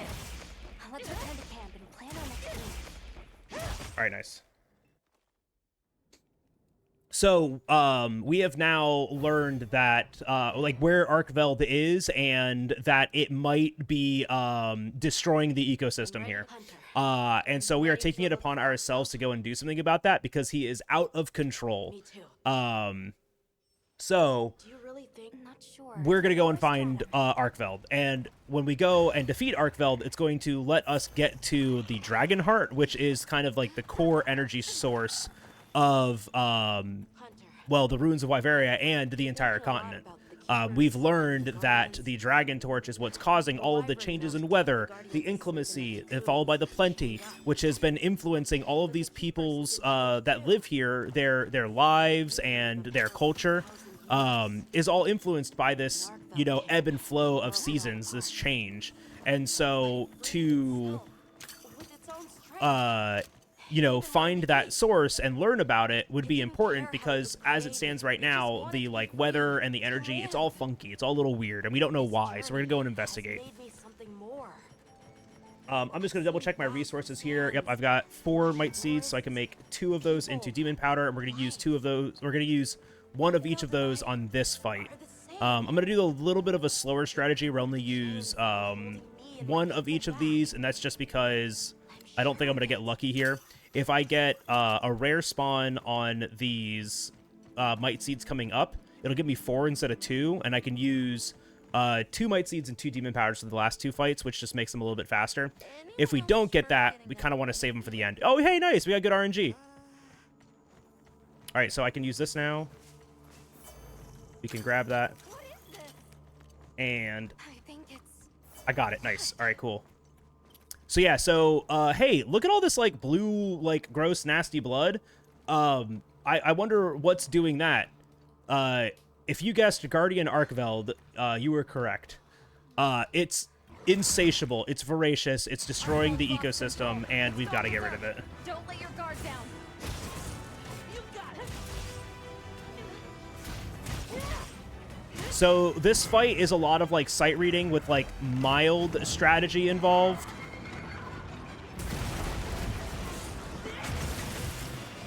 But a lot of this is just going to be me trying to get, like, a KO to start out. Oh, I got caught by that. Oh my gosh, I'm going to get caught by that because I dodged the wrong way and he's running directly into a wall. And now he's attacking the cat, so he's not looking at me. What's he doing? I can't tell. My camera's all messed up. Leave this to me. Heals inbound. All right, at least the cat's healing me. Oh my gosh, stop doing that attack. It's the worst attack that he can possibly do over and over again. All right. Actually have him KO'd now, so we can deal damage to his arms to drop him for his, like, energy release. I want to try to keep a wound somewhere. Please. Okay, it didn't hit me.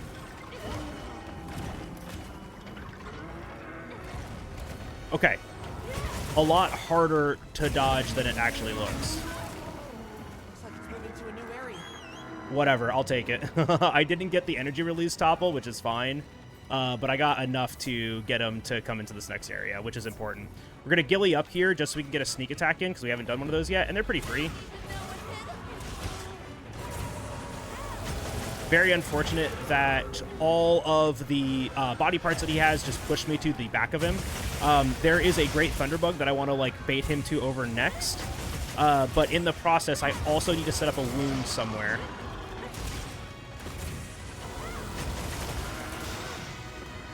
Okay, looks like I'm not going to need that wound because he's transitioning now. So we can go ahead and pop another Might Seed and Demon Powder. And we're going to place this Shock Trap underneath him. So this game has some, like, animation priority over some things, and this is one of those instances where the game has a higher animation priority for letting Guardian Arkveld suck the Wilk out of this wall. I hate all of those words, but it's exactly what's happening. I also just ran out of Savage, which is pretty bad, and I just missed that guard, and so if he gets into this trap... Oh, good. There's a wound right there. Perfect. So the next thing that I need to do is get a KO on him, just to kind of, like, hold his... Because if he gets to do anything here, it's kind of annoying. And it can be very detrimental for me because he's going to start dealing a lot of damage. That explosion was good. Let's go for the KO. Nice, and we got it.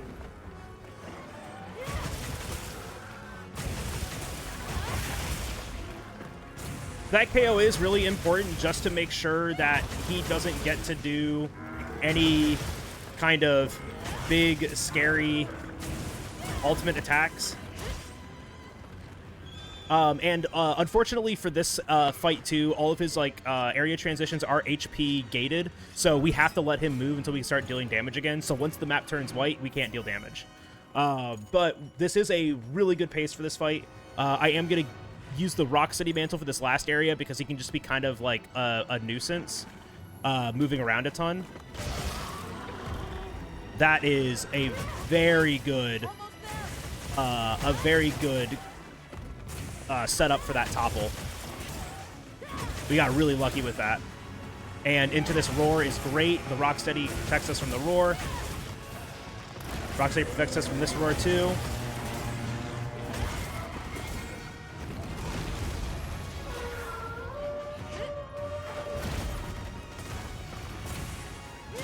That's not what I wanted to do, but it's what we did. All right, that got me, but that's the first grab, and I actually can just shoot a pot at his face to get dropped from it, which is nice. Since that's one of the reasons why I grabbed pots for this fight. All right, good. Well, we get a power clash here instead, so that Wilk explosion doesn't bother us.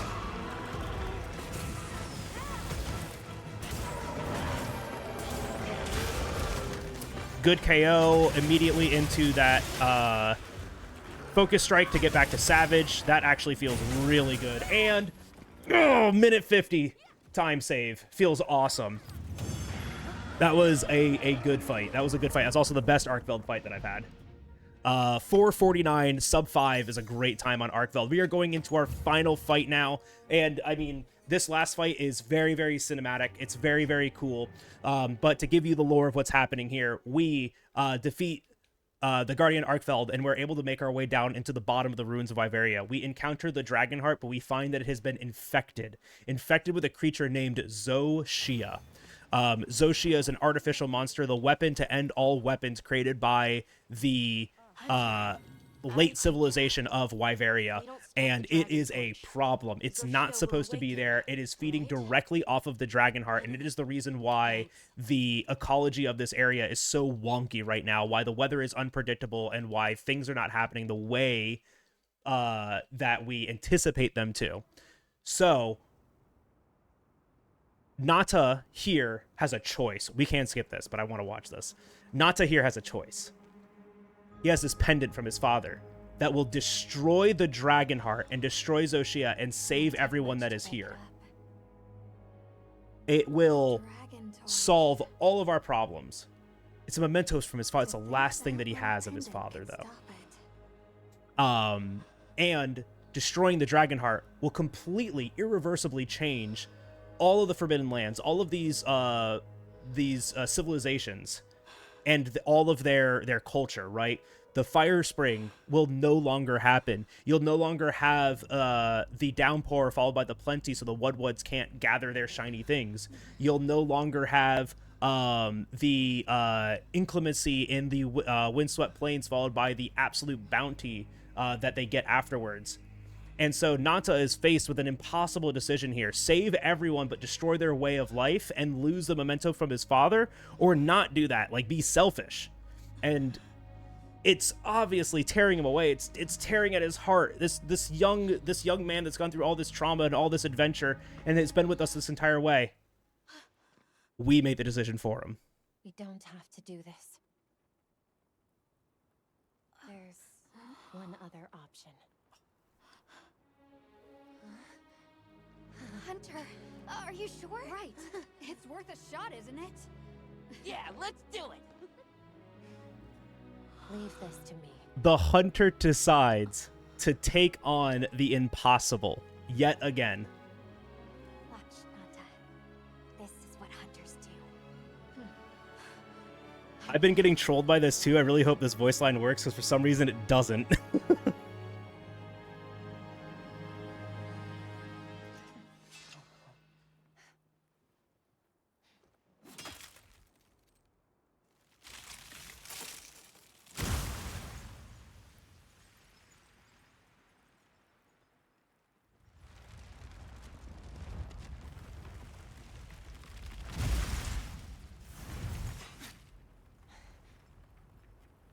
By my own order.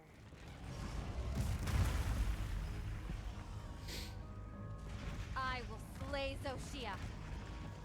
This is the final fight of the speedrun, and it's a complete aura farm, and I love it. This is also a really cool fight with Charge Blade, and I'll try to explain as much as I can. Alright, Xochitl is just like any other Guardian. It can be disrupted by releasing the energy in its body, and so we're going to try to release all of it. This fight comes in different phases. Oh my gosh, I'm getting trolled right now. This fight comes in different phases, and so we need to push him through those phases. And the best way to do that is to deal damage to his head. Oh my gosh, please, sir, let me fight you. So the first thing I have to do is just get our charged sword back, and I gotta get full files.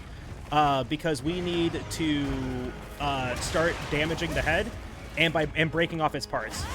So we broke off his faceplate, which reveals his very scary looking head. I am in the worst position right now.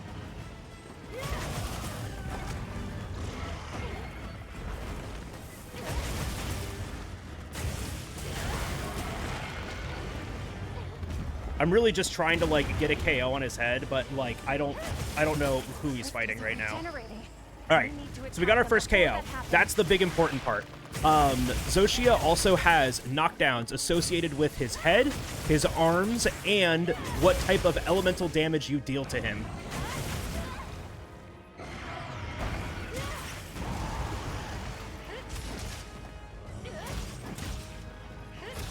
There we go, I got it. So we have to keep attacking his head to get these knockdowns in the first phase. Phase 2 will be very obvious, because this monster is going to start changing. This is just its outer shell that's made up of Wilk.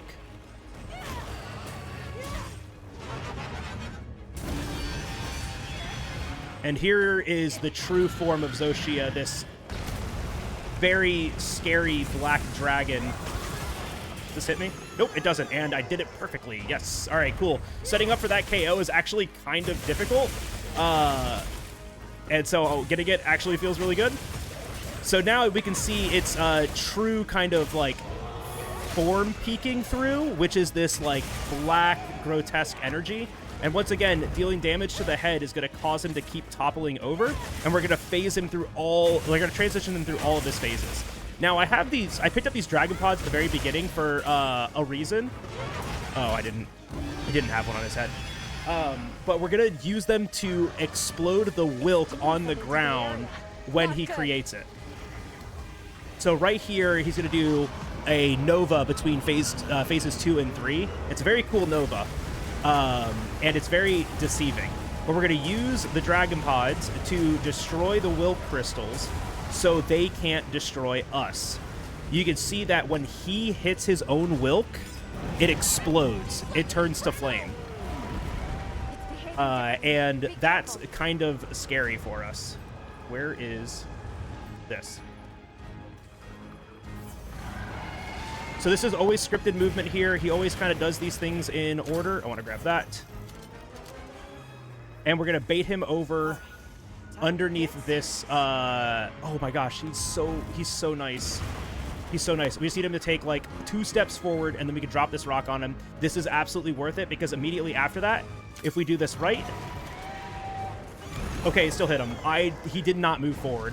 So that was definitely kind of scary. So now that his arms are exposed, we want to target them because they do have an elemental pop. You saw that did 324 damage. And then we want to try to go back and get the head breaks. We're going to go to the other arm because each arm has a pop in each phase. There's another 324 damage. We missed that. Oh, shit. I went the wrong way.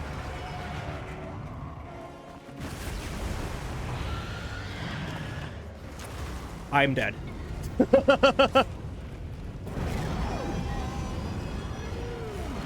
Okay, I actually lived, and I have no idea how. But we take those. So generally for that explosion, you want to be behind him. The fact that I survived that is very lucky. I have no idea how I survived it, though.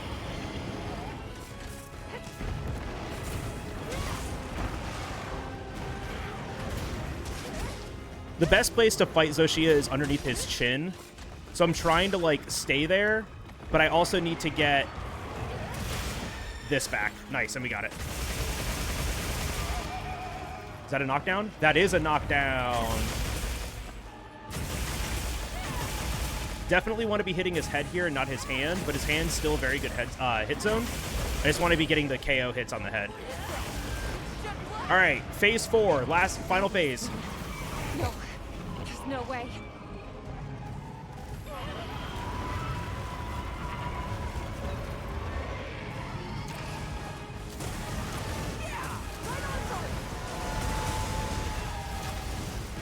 So we're trying to use these to knock him down.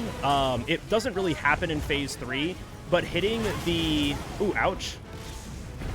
Hitting the Wilk crystals with elemental pods does do elemental damage. You can also see his hands are glowing now, and we're going to want to hit those with our weapon.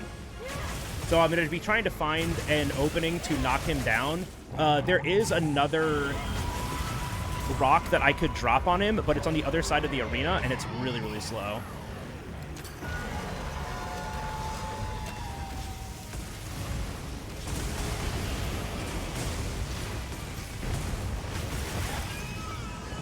Okay, this is a good knockdown. This is just our hand knockdown.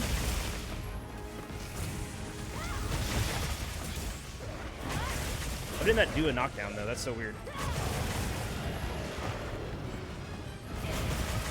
Okay, or it can just die. About a minute slow, no worries. That was still a very good Zoshia fight.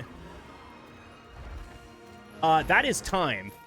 Time kind of sneaks up on us in Monster Hunter games because it just happens when the monster dies, and there's literally no warning to it. So we try to provide some. But that is Monster Hunter Wilds any percent speedrun, the brand new game all the way to the end of Monster Hunter Wilds.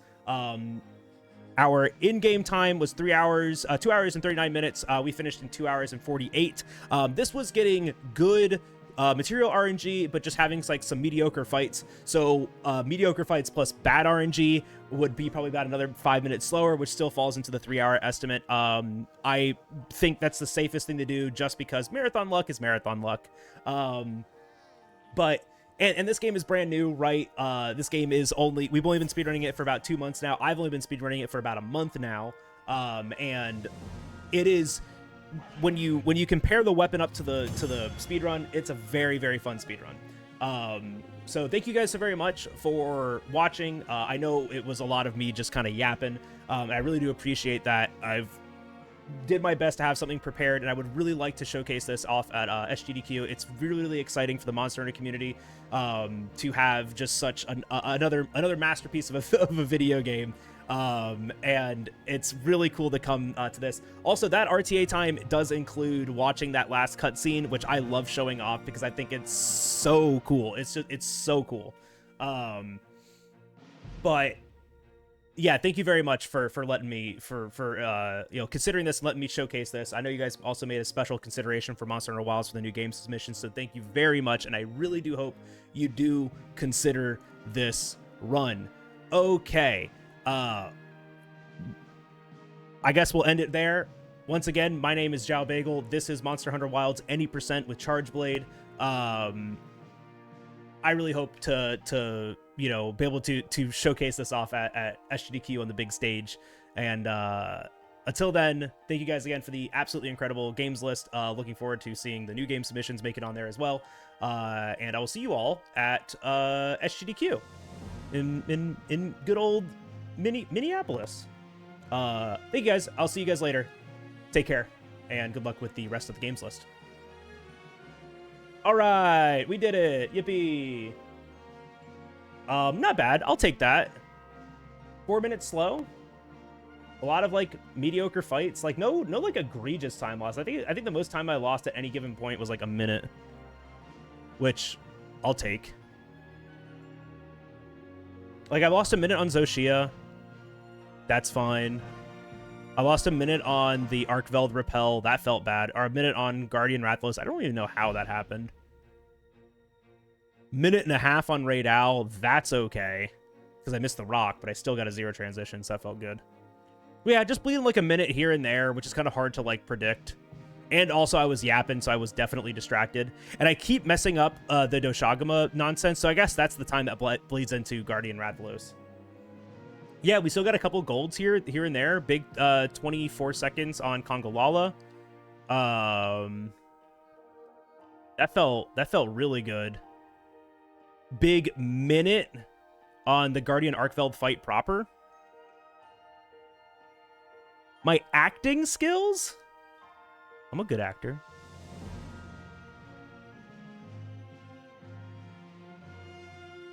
There was a lot that I wanted to like say and in specific order, so I'm definitely, if this gets accepted, I'm definitely gonna refine the commentary for it, because there's a lot that I want to talk about that's more centric to the like game's design and the like the character and the environments and the like I wanted to talk more about the Woodwoods. Was Dragon Torch not Dragonheart? Yeah, whatever. I can't be expected to remember everything while also fighting the monsters. Final cutscene commentary was peak. Thank you. I mean, I just pulled that one out of my ass, but I really do like that final cutscene. And I wanted to give more context into what was happening.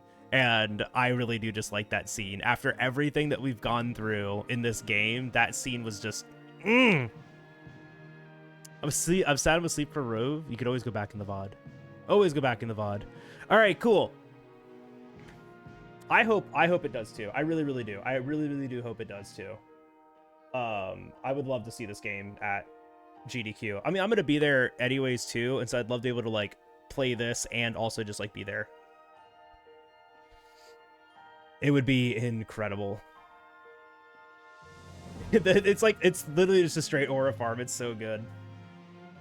All right, cool. Well, thank you guys so very much for hanging out. I've been awake since 5:30, and I was out in the field all day. And if you guys missed it, I'm hella sunburned. Oh my god, that looks so bad. Sheesh. So I'm gonna go and relax. I'm like actually sitting here sweating. Oh, look at the creature. Look at my boy. Bruh, don't worry about me. No idea it was that bad. Oh yeah, it's pretty bad. Oh well. Ow. Oh, what's my sum of best down to now? 228, we're getting there. Yeah, I mean, there's so much in this that can just be cleaned up. The farmer's tan goes hard on me, though.